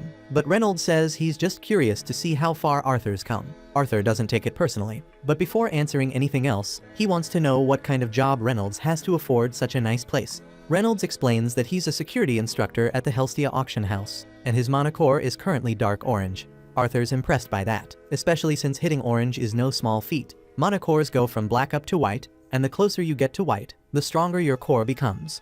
Reynolds has always been a weird kind of mentor, so it makes sense he's constantly working on his body. But turns out, all that time, he was training his mana core too. Reynolds is clearly proud of himself, so he leans forward and asks Arthur where his core is at now. Arthur casually tells him he's already reached light red. Reynolds lets out a loud damn when he realizes Arthur is almost on his tail, forgetting Eleanor's in the room. Now she's stomping around the place, throwing out dams at the couch, and even baby Sylvie. Reynolds still can't wrap his head around the fact that Arthur is just one step away from passing him in strength. There's no way he's letting that slide, so he challenges Arthur to a sparring match in the garden right now. Arthur is down for it, but before they can even make it outside, the doors swing open and Vincent walks in, asking if Reynolds' boy is back yet. Reynolds introduces him as Vincent Helstia, the guy who owns the auction house and technically his boss. Vincent and his wife Tabitha are both excited to finally meet Arthur after hearing so much about him, and Arthur returns the respect, saying it's an honor. Vincent's a bit surprised at how polite Arthur is. He knows for a fact that didn't come from Reynolds. Soon after, they introduce Arthur to their daughter Lilia. She's quiet at first, not saying much, until her eyes land on Sylvie sitting on Arthur's shoulder, asks if she can pet Sylvie, and once Arthur gives the nod, she's hugging Sylvie like they've known each other for years. While Lilia is busy cuddling, Reynolds pulls Arthur aside and tells him that since Vincent technically owns the house, they might want to get his permission before breaking anything. Vincent immediately gets suspicious the moment he hears Reynolds say the word spar. And his fears come true once he realizes Reynolds and Arthur are getting ready to fight in the garden. Everyone heads out to watch, but Vincent still has doubts, asks if it's really okay for Arthur to spar with Reynolds, because it's hard to believe a kid that age has reached light red core already. Alice reminds him that Arthur's always picked up things fast, and besides, he's got no reason to lie. Tabitha tells him to sit back and enjoy the show. Truth is, Arthur could have reached Orange long ago, but his beast will training meant he had to put the Mana core stuff on hold. Even so, he's more than ready to show off a few new tricks he's been sitting on for a while. As soon as the spar kicks off, Arthur and Reynolds start trading hits. Reynolds is surprised at how far Arthur's come, though he still manages to push him back with raw strength. After a few exchanges, some space opens up between them, and Reynolds decides it's time to turn things up. He wraps his hand in flames and gives Arthur the chance to back out now if he's not ready. In this world, every mage has an elemental affinity, something they naturally connect with. Conjurers can shape and cast these elements with ease, but it's not so simple for augmenters. Still, once an augmenter reaches a high enough level, they can tap into their affinity and use it to enhance their physical attacks. That's what Reynolds is doing now, and it makes him a whole lot tougher to deal with. Not planning to fall behind, Arthur charges Mana into his arms and goes all in. They clash again, this time more evenly matched, but Reynolds still hits hard enough to send Arthur flying. Luckily, Arthur's time training under Varian gave him a serious head start. With all the knowledge from his past life backing him, he was able to master fire magic quicker than expected, and Varian encouraged him to push even further. Arthur gathers Mana again, but instead of fire, sparks begin to dance across his skin. He's generating lightning now. Reynolds can hardly believe what he's seeing. Arthur is actually using an advanced form of fire magic. But Arthur isn't done. While he's channeling lightning, he reaches behind with his other hand and bends the water from a nearby fountain, sending a wave of it straight at Reynolds. Reynolds blocks the water, but he's completely stunned. Not only can Arthur use lightning, but he's using both fire and water in the same fight. He's so proud of Arthur that he just pulls him in and gives him a big hug, asking how in the world he learned to do all that and whether he's hiding any more surprises. Arthur admits he's only recently figured out how to summon lightning, and he's still working on controlling it better, but he's getting there. Elena runs over to check on both of them, while off to the side, Vincent and Tabitha are standing there speechless. What Arthur just pulled off isn't something any normal kid should be able to do. Later that night, the whole group gathers for dinner, and Vincent just won't stop bragging about how unbelievable Arthur is. Reynolds laughs and says he knew Arthur was different the moment he awakened his mana at just 3 years old. That's wild to Vincent, since even the most talented kids don't awaken before 8, and they definitely don't blow up their own house in the process. Reynolds starts laughing so hard at the memory that he ends up tipping right out of his chair. Once the table quiets down a bit, Vincent throws out an idea Arthur should enroll in Xyrus Academy. That catches Reynolds off guard since he never imagined something like that. Xyrus is the kind of place where the elite send their kids, not a regular boy from their background. But Tabitha supports the idea and even offers to sponsor Arthur's tuition herself, saying a kid with that kind of talent is destined for greatness. Alice is a little uneasy about it. The Helstias have already helped their family a lot, and now they want to pay for Arthur's schooling too. Plus Arthur's still just 8, and the academy doesn't usually accept students under 10. Vincent says he already considered that part, and thanks to his job, he has a good relationship with the academy's director. If he explains Arthur's situation, he's confident she'll make an exception. But before he can get any deeper into his pitch, Arthur speaks up. He says it would have been nice if they asked how he felt before making plans for his life. He's only just reunited with his family and wants to enjoy that for a while before jumping into anything else. Then he politely excuses himself and walks out into the hall, still not used to the layout of the house. As he wanders, Lilia calls out and warns him not to head toward the basement unless he wants to get lost. She offers to show him around instead, and since Arthur's got nothing better to do, he follows her. She brings him to one of the side rooms where the house servants usually hang out. Everyone in there already knows who Arthur is after all. He's the kid who torched the garden earlier during that wild match with Reynolds. Arthur feels bad and apologizes, but no one seems too upset about it. Lilia asks Maria if there's any leftover duck, and Maria says there is, but teases her to watch how much she eats, since she's already been packing on some extra weight lately. One of the staff quietly mentions that Lilia tends to come here whenever things start feeling too much for her. Her parents have been piling on the pressure, pushing her through non-stop lessons because they want her to awaken as a mage. Sure, Lilia wants that too, but it's a lot for a kid to handle, and sometimes she just needs a space to breathe. That night, Arthur is chilling with his parents, enjoying the time they've got together. Even though he looks older and acts more mature, they can tell deep down he's still their Arthur.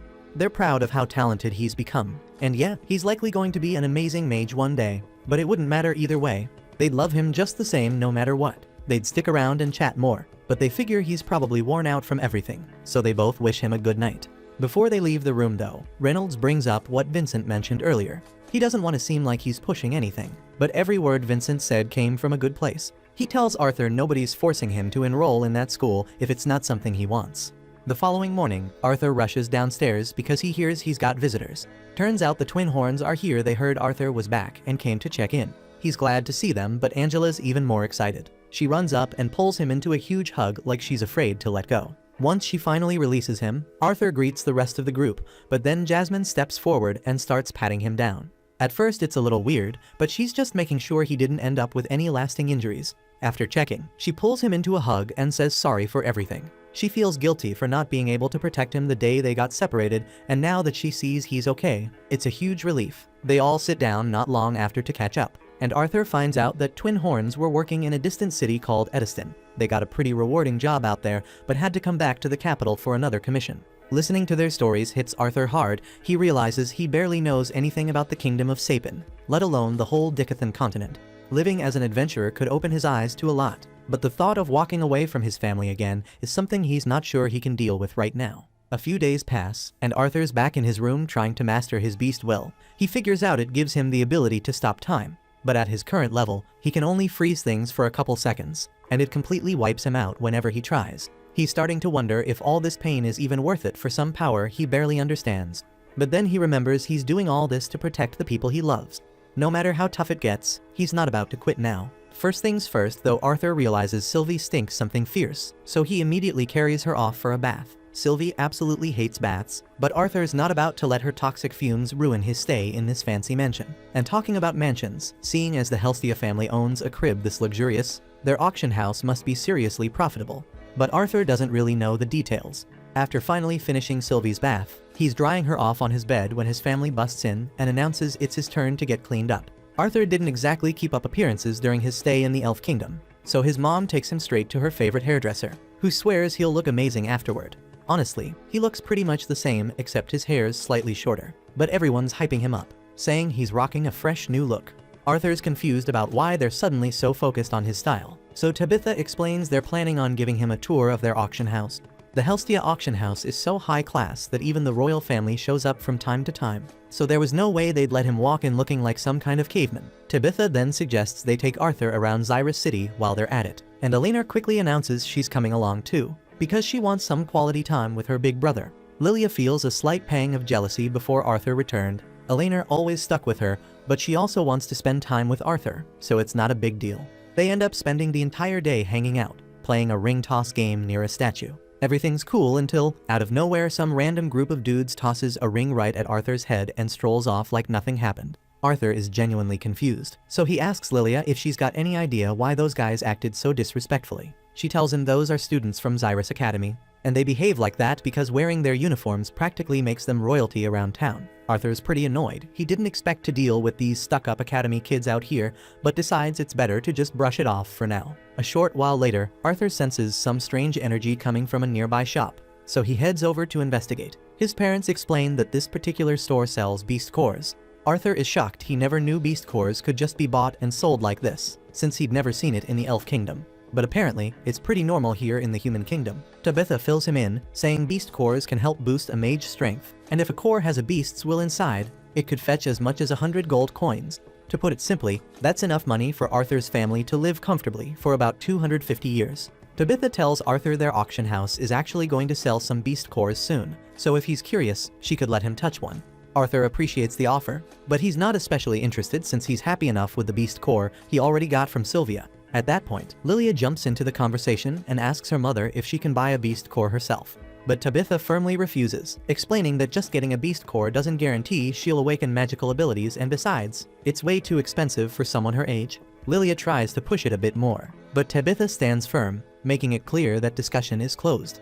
Afterward, they head to a cafe for lunch, and Arthur quickly notices Lilia is still upset from the earlier conversation. He picked up earlier that Tabitha didn't want Lilia rushing her magical awakening, but for some reason, Lilia seems really impatient about it. Arthur is about to say something when suddenly he realizes Lilia isn't even there. Oddly enough, Tabitha was sitting right next to her, but didn't say a word when Lilia quietly got up and slipped off into a dark alley nearby. Arthur immediately gets up to follow her, eventually finding Lilia inside a magic store. She's currently checking out one of the cheaper beast cores. Arthur notices she probably has enough money saved from her allowance to buy it herself, but he gently advises her to reconsider if she's absolutely sure. Even with a beast core, there's no guarantee she'll suddenly awaken magical abilities. But Lilia insists she has to at least try. She reaches out to grab the beast core anyway, but Arthur quickly grabs her hand, asking her to hold on a second because he seriously doesn't think it's a good idea. Lilia, however, doesn't want to hear Arthur's opinion. She believes someone as gifted as him couldn't possibly understand how she's feeling right now. Lilia quickly pulls away from Arthur, but in doing so, she accidentally bumps into a boy behind her and turns out, it's those same Xyrus students from before. She immediately apologizes for running into him, but the guy's ego is way too big to accept it as an honest mistake. Instead, the boys gear up like they're ready to throw hands. The store owner hears all the noise and comes out to check what's happening, but the second he spots those Xyrus Academy uniforms, he immediately wants no part of it. He pretends he didn't see a thing and quietly slips back into his office. Now the Xyrus boys figure they're free to do whatever the hell they please, and their first thought is to burn Arthur and Lilia to a crisp. Lilia runs behind Arthur for cover, and Arthur would rather settle things peacefully. But judging by these guys' attitude, that's obviously not gonna happen. So he's preparing to knock some sense into them. Before anyone can actually swing, Tabitha and Alice show up demanding everyone immediately put away their magic. The boys don't take Tabitha seriously at first and start giving her attitude, asking who exactly she thinks she is to interfere. Even the store owner steps back out, practically begging Tabitha not to provoke these brats because they could easily destroy his whole store if they felt like it. But Tabitha calmly tells the boys that even Academy students won't get away with touching the daughter of the Helstia family. The second these boys realize Lilia belongs to the Helstia family, they start freaking out. The Helstias are among the Academy's biggest donors, meaning these punks would definitely be expelled if the director ever found out. They quickly leave without causing more trouble, though not without throwing one last insult, calling Lilia an incompetent trust fund baby on their way out. After that, everyone heads back home, and once there, they fill Vincent in on what happened. He's stunned to hear that Arthur and Lilia nearly ended up in a fight with some Academy students, but luckily Tabitha stepped in before things got worse, especially because Arthur might have actually killed those boys if she hadn't shown up when she did. Lilia then apologizes to her father for causing trouble, but Vincent gently reassures her it's no big deal. She didn't do anything wrong, and given all the donations he's made to the Academy, this little incident won't harm her chances of getting enrolled. He tells Arthur the same thing goes for him too, but Lilia's insecurities kick in, and she mistakenly thinks her dad is implying he wants Arthur enrolled at the Academy instead of her. Her parents try hard to assure her that's not what they meant, but Lilia feels like a failure for still not having awakened any magic, so in her mind, her parents must see her as a failure too. She yells at them, saying she hates them both, then runs off, leaving her family completely bewildered. A couple hours pass, and it's dinner time, so Arthur goes upstairs to call Lilia down. But when he gets there, he sees she's not in her room. When Lilia was younger, Vincent would constantly tell her stories about the Academy, so she always looked forward to enrolling, making her extra impatient. But she couldn't enroll until she awakened her mana, which ended up taking a lot longer than expected. Her parents always reassured her there was no need to rush, but seeing Arthur master magic at such a young age made her feel like she didn't measure up. Arthur eventually finds her sitting alone in the staff break room, and he really wants to say something comforting, but he's not sure exactly how to approach it without making it seem like he's looking down on her.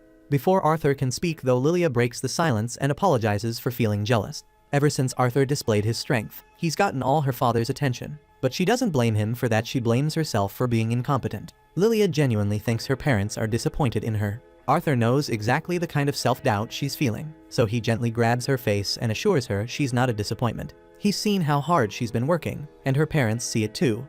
Arthur is certain they're proud of her, and the appearance of someone like him won't ever change that fact. Lilia laughs softly, realizing now how ridiculous she's been acting. Her father simply wants her to become a mage so she can be happy, which is why he's poured so much money into ensuring she'll get into the Academy. She knows her parents don't want her stressing out or pushing herself too hard, but the more Vincent does to secure her spot, the more likely others will see her as some spoiled rich kid.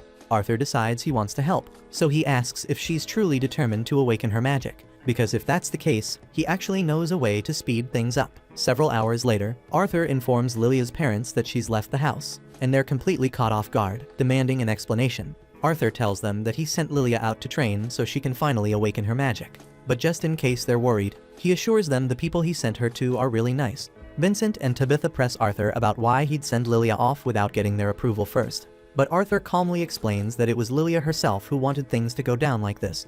If she'd tried talking to her parents before leaving, she probably would have lost her nerve. However, she did leave behind a letter addressed to them, so Arthur pulls it out and hands it over to Vincent. In her letter, Lilia explains how she's always felt worthless because she couldn't use magic. So she decided she's going to train relentlessly until she becomes an incredible mage, no matter how many years it takes. But until then, she won't be coming back home. She ends by telling her parents to take care of themselves. Vincent collapses to his knees in anguish, realizing it's all his fault. He's the one who planted the idea in Lilia's head that she needed to become a mage to find happiness. But the truth is, magic or no magic, she'll always be his daughter, and he could never view her as useless. Right after Vincent says this, Arthur signals for Lilia to come out, and Vincent's stunned to find she'd been hiding behind the door the entire time. Vincent is completely baffled about what's happening, so Arthur quickly apologizes for tricking them. He understands how crushing it must have been to think their child suddenly vanished, and he's truly sorry for making them worry. But Arthur explains he did it to show Lilia firsthand that her parents' love doesn't depend on whether or not she can use magic. Vincent understands exactly why Arthur did it, so he's not upset at all. In fact, he now realizes just how wrong he's been. Vincent then turns to Reynold and Alice and sincerely apologizes for trying to send Arthur off to the academy right after he returned home. He also deeply apologizes to Lilia for practically pressuring her into becoming a mage. He reassures her she doesn't need to go to the academy or become a mage to have a fulfilling life. She's completely free to do whatever makes her happy. Lilia appreciates hearing that, but she confidently tells her father she still wants to attend the academy, even if awakening her magic takes a bit longer. Her goal now is to become a mage who uses magic to make others happy. Seeing her determination, Arthur says he'll personally awaken her mana. Since he's about to help Lilia awaken her mana, Arthur decides to do the same for Elena too. Both girls sit down in the middle of the room, and Arthur guides them through the process. He tells them to close their eyes, take deep breaths, and exhale slowly so they can begin sensing their mana. Elena immediately feels it, but Lilia still can't sense anything. She starts worrying maybe she really doesn't have the talent, but Arthur reassures her to stay calm and keep trying. He then gently places his hands on Elena and Lilia's backs and warns them he's about to stimulate their mana, so it might get a little warm. After Arthur finishes the process, Lilia suddenly sees glowing lights around her, finally confirming her mana has awakened, and she's absolutely overjoyed. Afterwards, Arthur and his family get invited to the Helstia auction house, and the sheer size of the place leaves them speechless. Alice worries she might not fit in at such a fancy event, but Tabitha reassures her there's nothing to worry about and says they should just relax and enjoy the evening. Tonight's auction is something both adventurers and nobles have been eagerly awaiting, because Vincent's put together a rare collection of incredible items. There's everything from magic beast cores to expensive statues imported from foreign lands. So security is extra tight tonight, and Reynolds is the man in charge of the whole guard operation. When the auction kicks off, Vincent steps onto the stage and announces some special guests joining them tonight. They're honored by the presence of the royal family from the kingdom of Sapin, King Blaine Glader, Queen Priscilla, and their two children Prince Curtis and Princess Kathleen. Everyone erupts in cheers for the royal family, which leads Arthur to think they must be genuinely loved by their people. With the royals here, Reynolds and his team of guards stay on high alert, determined to keep things running smoothly. At the same time, Vincent begins the auction with the first item, a blade forged by a famous craftsman. The sword's been specially enhanced with mana, allowing electricity to surge through the tip. The bidding starts at 50 gold coins, but someone quickly raises the bid to 51. As more bids pile in, Arthur wonders if he'd be able to infuse an element into a weapon himself, provided the conditions were right. Just then, he spots Vincent bringing out a pair of masks, catching Arthur's interest, but at the same moment, he realizes Sylvie's gone missing. He figured she might have been playing with Lilia or Elia, but sees the two girls fast asleep nearby, prompting him to get up and start looking around for her. At the same time, Sylvie strolls carefree through the halls of the auction house, until suddenly she's stopped by the mage who arrived with the royal family. Back on stage, Vincent presents the next auction item, a rank lion cub. As soon as Prince Curtis lays eyes on it, he excitedly tells his father he wants it. Once bidding begins, King Blaine immediately offers 1,000 gold coins. Naturally, nobody dares to outbid the king, and the lion cub quickly goes to him without delay. King Blaine steps onto the stage to collect the cub, and Vincent asks him what he plans to do with it. The king says he could tame it himself, but since Curtis expressed interest in becoming a beast tamer, he intends to hand it over to his son. Meanwhile, Arthur's busy searching everywhere for Sylvie, when suddenly he hears her scream echo down the hall. He rushes over and finds the mage staring down at Sylvie. Arthur immediately recognizes him as the mage who arrived with the royal family, so he'd prefer not causing a scene here. He politely asks the mage to let Sylvie go, explaining that she's his mana beast. The mage seems disappointed. He'd assumed Sylvie was one of the items up for auction. Sylvie quickly runs to Arthur's side, and Arthur turns to leave, but the mage won't drop it. He says he's still interested in Sylvie, he's been wanting a mana beast of his own, and straight up demands Arthur hand her over. Arthur looks at him like he's lost his mind, wondering what makes the mage think he'd ever do that. But rather than accept Arthur's refusal, the mage angrily fires a blast of flame toward him, trying to intimidate him while claiming it's a royal mage's direct order. Arthur isn't impressed and decides to just walk away. That only angers the mage more, so he threatens Arthur's parents, saying they'll pay for his disrespect. Arthur can let insults slide if it's about him, but threats against his family cross a line. He turns back and dares the mage to repeat what he just said. As he speaks, Arthur unconsciously releases a terrifying wave of murderous intent, completely forgetting he's inside Vincent's auction house. His powerful aura sweeps across the entire building, shattering every window instantly. Those with strong mana like the king withstand the pressure, but those without like Vincent immediately collapse. The king rushes to check on Vincent, and his royal guards quickly form a protective circle around him, thinking the intent must be from an intruder. The king assures them he can handle himself, instructing them to protect everyone else and catch whoever caused this. Arthur quickly realizes the scale of what he's just done. Sure, he scared the mage, but he just created absolute chaos. He pulls back his murderous intent, but it's way too late. The damage is done, and panic spreads everywhere. Nobody understands what's happening, so Reynolds steps up and orders a complete evacuation until he figures things out. Because of this incident, once everyone's outside and safe, the king requests to speak privately with Reynolds. He's clearly upset with Reynolds for failing to quickly capture whoever was responsible. Reynolds sincerely apologizes for the failure, but the king says that unfortunately, he'll still need to be punished. Reynolds is ready to accept whatever punishment the king decides is fair. But before King Blaine can make a call, the royal mage interrupts. He suggests letting Reynolds off the hook since nobody actually got hurt. But the mage isn't just playing nice, he makes it clear by mentioning how much he likes the look of Arthur's mana beast. The king introduces the mage as Sebastian, explaining that he's responsible for royal security and has saved the king's life multiple times. King Blaine clearly values Sebastian's input, and hearing Sebastian mention his interest in Arthur's mana beast, he asks Reynolds if he'd be willing to give Sylvie to Sebastian as a gesture of thanks.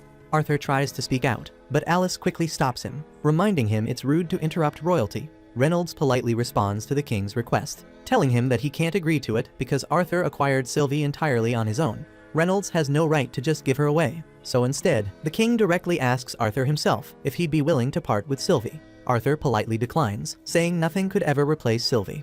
The king then offers to trade the lion cub he just purchased for Sylvie. He argues that while Sylvie looks rare, surely the lion cub would be even more valuable. But Arthur firmly refuses again, clarifying that Sylvie isn't something he'd ever trade, sell, or give away, no matter the offer. The king's patience starts to run thin, telling Arthur he's already asked him twice, and royalty shouldn't have to repeat themselves.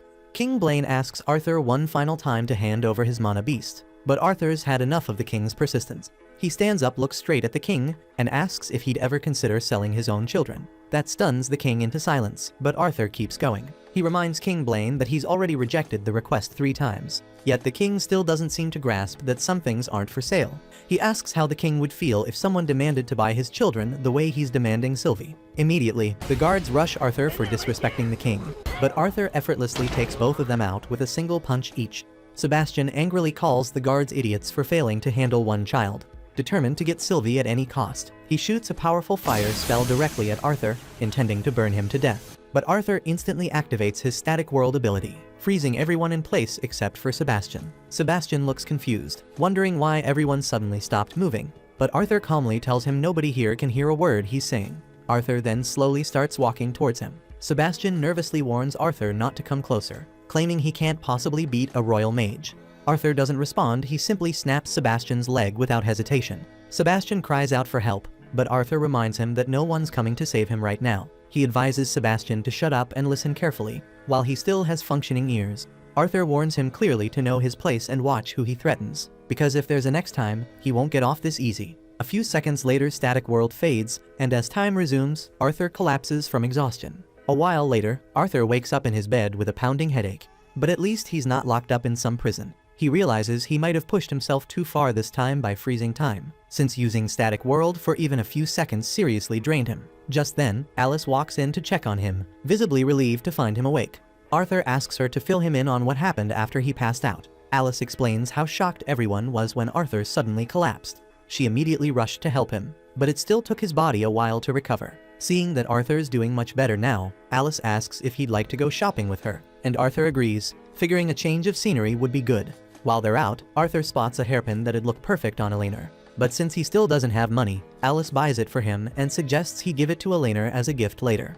Alice also offers to buy something for Arthur too. but he questions whether it's alright for them to spend this much, considering Reynolds might have lost his job at the auction house. Alice assures him he doesn't have to worry about their family finances, she has her own source of income. Arthur didn't realize, but Alice creates luxury items popular among nobles, earning plenty of profit, enough that they can comfortably buy whatever they like. By the time their shopping trip ends, Arthur and Alice are carrying a ton of bags home. When they get back, they overhear Reynolds in the living room telling someone he can't be bought off with money when his son was almost killed. Arthur interrupts, asking what's going on, and Reynolds is immediately relieved seeing Arthur back on his feet. Arthur reassures him he's completely fine. At that moment, the man Reynolds was speaking to realizes Arthur must be the boy from the incident and asks him to join their conversation. The messenger hands Arthur and Reynolds a bag of gold sent by the king as a small apology for the minor incident yesterday. Arthur wouldn't exactly call being attacked by 2 knights and a royal mage minor, but he decides to stay polite and simply thanks the messenger for coming all this way. The messenger, pleased to see Arthur being understanding, assures him the 2 guards who attacked him were fired after all. The king would never condone killing a child over something as trivial as rejecting a request. Reynolds, however, doesn't think just firing those knights is enough of a punishment for attacking his son. But the messenger points out that Arthur was rude to the king, and besides, the king was kind enough to forgive Reynolds' failure to protect the auction house. So Reynolds shouldn't be too upset that the knights also got some leniency. Reynolds is about to respond angrily, but Arthur cuts him off, calmly saying there's no need to stay angry. It was his fault for speaking out of turn in the first place, and he escaped without serious injury, so he's okay with letting it go. But speaking of injuries, Arthur asks about Sebastian's condition, remembering that his leg got broken. The messenger explains that Sebastian was also fired for attacking Arthur and is currently receiving medical care. Sebastian insisted it was Arthur who broke his leg, but nobody believes that because everyone was looking at Arthur the whole time, and no one saw him move. Instead, the king concluded Sebastian's own spell must have backfired, accidentally injuring himself. The king is deeply troubled that something like this happened, hence the generous apology. While the messenger admits Arthur is a good kid with obvious talent, he also warns him to be careful about how he speaks to powerful people. Not everyone will be as forgiving as the king. Arthur and Reynolds accept the apology, and once the messenger leaves, Reynolds hands all the hush money directly to Arthur. Arthur asks if Reynolds is sure about giving him all this, but Reynolds insists it's only fair, since Arthur was the one in real danger. Besides, he'll need money if he wants to achieve something important down the road. Today was a humbling lesson for Arthur. In his past life, he may have been a king, but here, he's just a child. He realizes that to handle these political power struggles, he'll need to build up some political influence of his own. To get started, he met with Cynthia Goodsky, the dean of the Magic Academy, first thing the next morning. Goodsky holds serious weight as the head of Xyrus Academy, and her influence stretches across the entire region. It's not every day someone gets to meet her face to face. She's heard plenty of praise about Arthur from Vincent, but she's not the type to buy into hype without seeing proof. So she plans to test him herself. Right off the bat, she tries to shake him with a burst of her magical pressure. But Arthur doesn't flinch. He manages to hold steady, though he admits to himself that her power is terrifying. Then again, that's expected when you're standing in front of the strongest mage in the country. He knows the only way to earn her respect is to prove that Vincent wasn't exaggerating. He starts by surrounding himself with wind magic while lifting a few rocks with earth magic at the same time. Then he launches the rocks toward her, boosted by a burst of wind. She blocks the entire attack with one hand like it's nothing. Arthur follows up by forming multiple fire kunai behind her. But before they even get close, she sweeps them away with wind. He's stunned no matter what he throws at her. She handles it without breaking a sweat. Growing frustrated, Arthur charges in with his fists, but before he even gets close, she knocks him back with a wall of wind. He crashes hard into the ground, and it's obvious there's no way he's beating Goodsky right now. But she's not disappointed. She tells him he's clearly gifted, but he overestimates himself. That's why he thought he had a shot at overpowering her. Then, just to show him what real power looks like, she says his final test will be whether or not he can stay conscious after her next move. She raises both arms and unleashes a powerful wave of sound magic in his direction. It rips through the air, shattering rocks nearby and nearly wrecking Arthur's hearing. But he digs in and stays upright until the wave passes.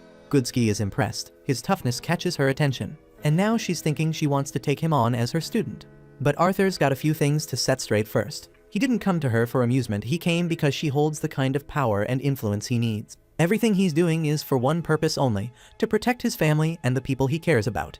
If she can promise him that, then he's all in. He'll join the academy and accept her as his mentor. Goodsky is genuinely impressed by how bold Arthur is, especially since the deal he's proposing is completely one-sided. But Arthur believes he's worth it, and to be fair, she can't really argue with that. Talents like his don't come around often. She's about to accept his terms, but Arthur brings up one last thing. He tells her he won't enroll until he hits the official age requirement, because he wants to be around kids his own age.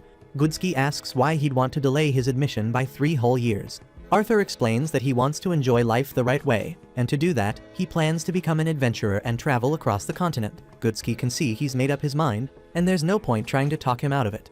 She asks if he's discussed this with his parents yet, but Arthur says he still has to head home and explain it to them. So Goodsky tells him this if he can get his family's blessing. Then she'll agree to everything. But the second Arthur returns home and tells them what he's planning, Alice shuts it down immediately. She doesn't even hesitate. Reynolds tries to step in, asking her to at least hear Arthur out, but Alice refuses. He just got back after being away for years, and now he wants to leave again. She's not ready to go through that twice. Reynolds tries to find middle ground and asks if she'd be okay with it if Arthur had a guardian traveling with him, but Alice won't budge. Then Arthur steps up, tells her this isn't going to be like last time. He won't be disappearing for years. He'll just be going on short adventures and will come home every few months to see them. That part helps Alice calm down a little. And besides, Arthur's not heading out tomorrow. He says he's staying home for another month or 2, wants more time to enjoy being back with them. At the same time, he explains that he needs to see more of the Dicathan continent. There's still too much he doesn't understand. Staying home and training alone for years would get boring fast. He needs real experience, and the only way to get it is to go out there and test himself in the real world. Alice isn't totally against the idea of Arthur becoming an adventurer anymore, but she's still nervous about it. So she asks him to make one promise never keep secrets from her. Arthur agrees and promises to always be honest with her, though deep down he knows there are things he can't share with his family. Meanwhile, Reynolds still believes it's smart to have someone watch over Arthur. Since adventuring can get real dangerous, he decides to reach out to some old friends and see if anyone's willing to take the role. He doesn't have much to offer in terms of payment, but he promises to make it up to them however he can. But the members of Twin Horns tell him not to stress about money. They're all friends here, and they'd be happy to give up some of their time to help Arthur out. That said, Adam immediately bows out. He says he hates babysitting, and he's worried that if he annoys Arthur too much, the kid might kill him in his sleep.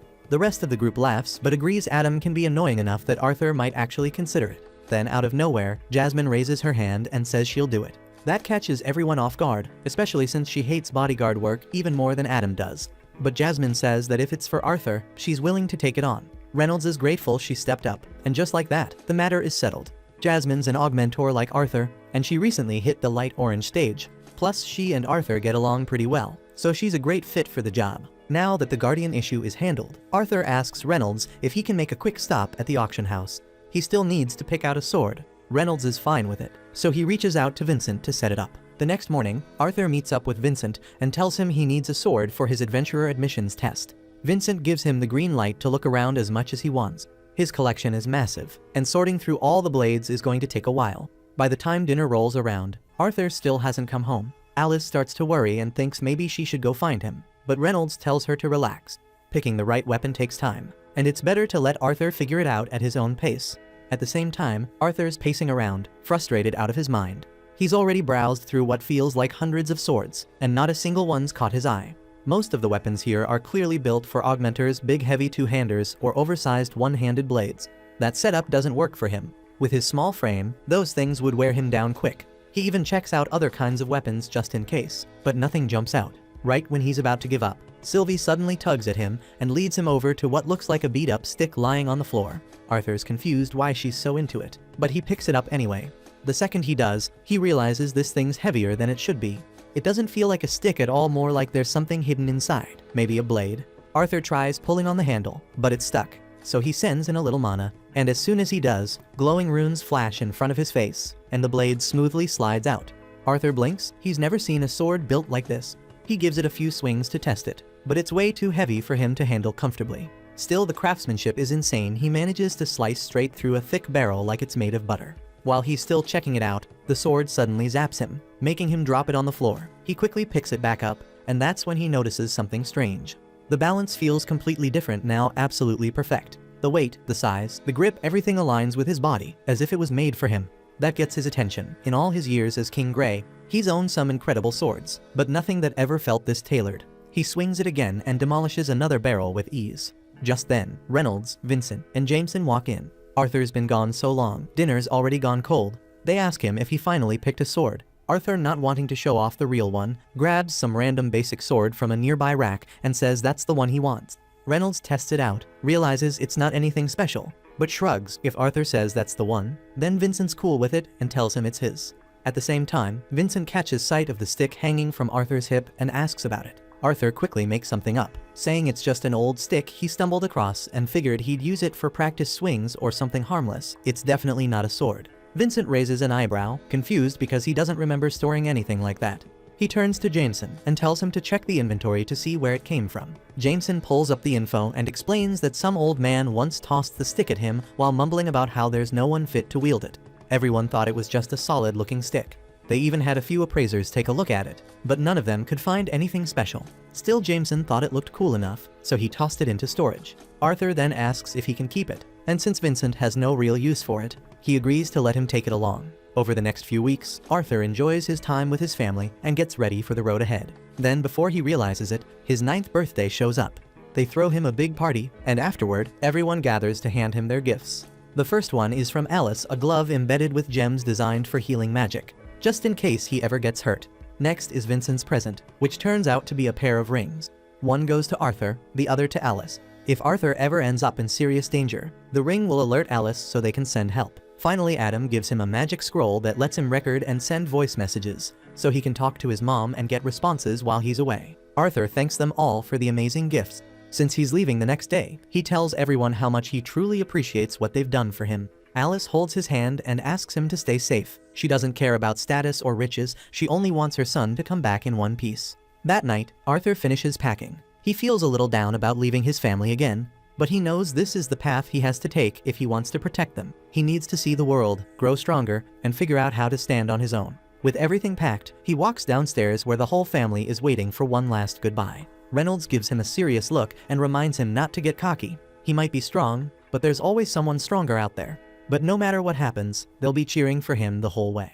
Jasmine first takes Arthur straight to the Adventurers Guild for registration, has him wear a mask just to seem edgy, also to keep his identity hidden so the royal family won't interfere in his life. The receptionist leads them to Guild Master Caspian's office, who greets Jasmine warmly since she's not just a ranked adventurer. Learning that Jasmine wants Arthur to immediately take the rank assessment exam, Caspian mentions there's usually a series of other tests first, but he casually walks over, whispers quietly in Jasmine's ear, says because she's from a noble family and he's close with her father, he'll make an exception and let her partner skip right to the main exam. Turning to Arthur, Caspian explains he doesn't have to register under his real name, asks what Arthur prefers to be called, decides on Note as his alias, then when shaking Caspian's hand, instantly notices this guy's actually pretty strong despite his unassuming appearance. Caspian leads them to the battle arena, which also doubles as the test area. Already there's a young mage girl undergoing assessment. She earns a C rank thanks to her explosive power, though lacking in defense. Jasmine remarks the girl must have great potential, considering reaching C rank at her age isn't easy. Next up, a nerdy candidate steps forward, doesn't even fight the examiner, automatically receives B rank, stunning everyone around. Arthur asks Jasmine what's going on, but even she's baffled by it. Then a cocky guy named Lucas comes forward, arrogantly asks the examiner to skip his test as well, wants the A rank outright. The examiner admits Lucas is impressive since his monocore's already reached the light orange stage at only 11 years old, leaving everyone amazed. Then Arthur notices Lucas is actually an elf. As the exam starts, Lucas immediately summons a fiery beast, sends it straight at the examiner, who swiftly traps it within a rock pyramid. Lucas leaps to the top of the pyramid, slams his staff down, unleashes a spell causing fireballs to rain down over the entire arena, even during what's supposed to be just the prep phase. But Lucas quickly loses control of the giant fireball hovering in the sky. It suddenly detonates, threatening to engulf the arena. The examiner acts fast, kicks up a massive dust cloud to shield Lucas, canceling out his reckless attack all at once. As the smoke and dust clear, the examiner tells Lucas he did well. But adrenaline's still pumping through his veins, and he suddenly attacks without warning. Luckily, Arthur throws his sword to block the strike, instantly pissing Lucas off. Lucas demands a rematch since someone interfered, but the referee firmly states the test was already over. The head examiner then calmly explains Lucas has plenty of power and potential, but his complete lack of common sense means she can only grant him a D rank. The elf boy stands there in shock, shouts he'll complain to his dad about this, but the examiner just casually carries him off using earth magic.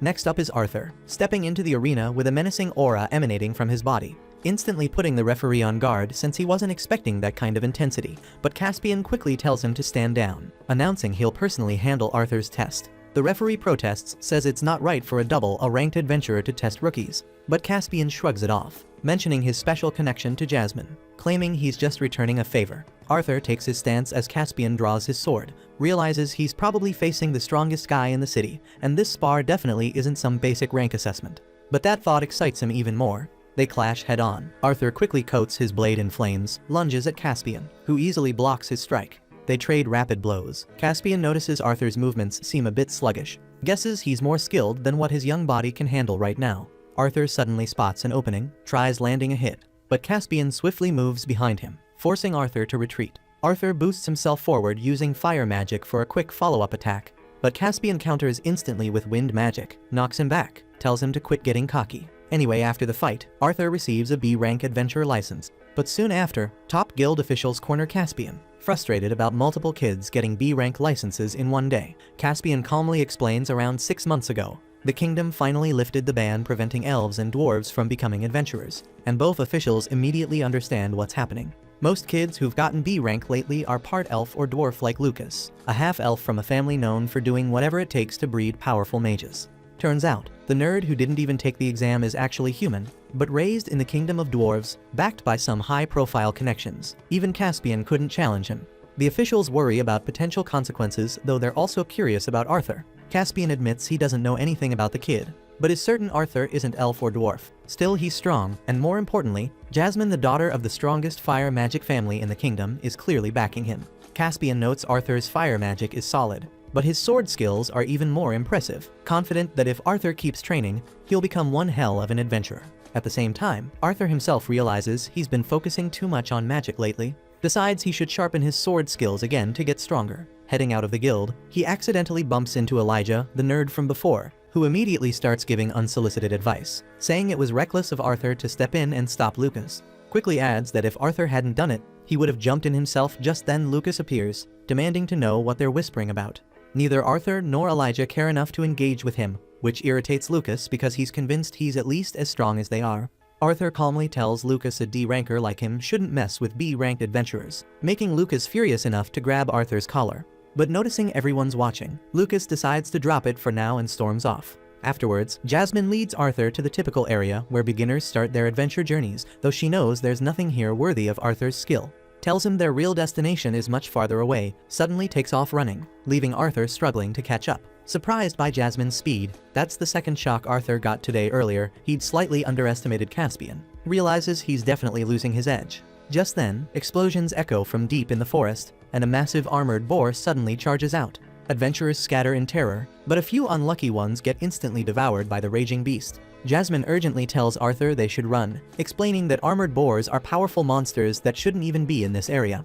Quickly moving away from the beast, they soon come across an injured merchant group, their cage broken open nearby. Jasmine quickly figures the merchants were probably transporting the boar somewhere, but it broke loose. Suddenly, the beast charges straight at them. Arthur and Jasmine swiftly dodge aside, but then it lashes out with its long tongue, forcing another quick dodge.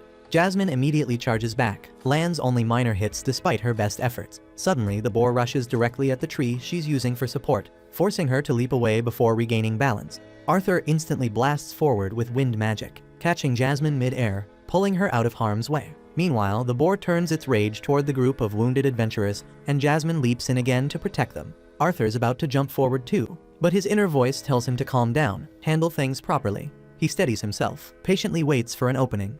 Just as the beast rushes blindly toward Jasmine, Arthur dashes in at lightning speed using wind magic, coating his special sword in fire, stabbing the boar to halt it completely. Follows up with a barrage of brutal strikes, finally taking it down. Later, as the adventurers carry off the dead boar, Jasmine starts lecturing Arthur, telling him at least act a bit more panicked in dangerous situations, and he genuinely doesn't get what he did wrong this time. That night around the campfire, Jasmine opens up, admits she became an adventurer to run away from home, says her family has always produced great fire mages, something they're intensely proud of. She awakened her mana core earlier than any of her siblings, raising her parents' expectations sky high. But when they discovered she couldn't even use the fire element, they branded her a disgrace, called her worthless, completely shattering her heart. Arthur immediately gets furious on Jasmine's behalf, passionately says no element is inherently superior, it's all about how you use it. Jasmine laughs softly seeing Arthur so heated up, admits she never expected him to lose his cool over something like this. Arthur blushes, slightly embarrassed, but realizes he got worked up because back in his previous life, people used to call him worthless too, and he struggled desperately to overcome that. Jasmine then confesses she once fought recklessly just like Arthur did earlier, but her party members scolded her for it. They taught her to trust and cooperate with others, eventually making her a better person overall. After Jasmine falls asleep, Arthur stays awake, thinking to himself if he can also change, remembers all the people in his life that he deeply wants to protect, quietly swears he'll grow and change as much as it takes to keep them safe. Thanks for watching. Please hit like and subscribe, it makes all the difference.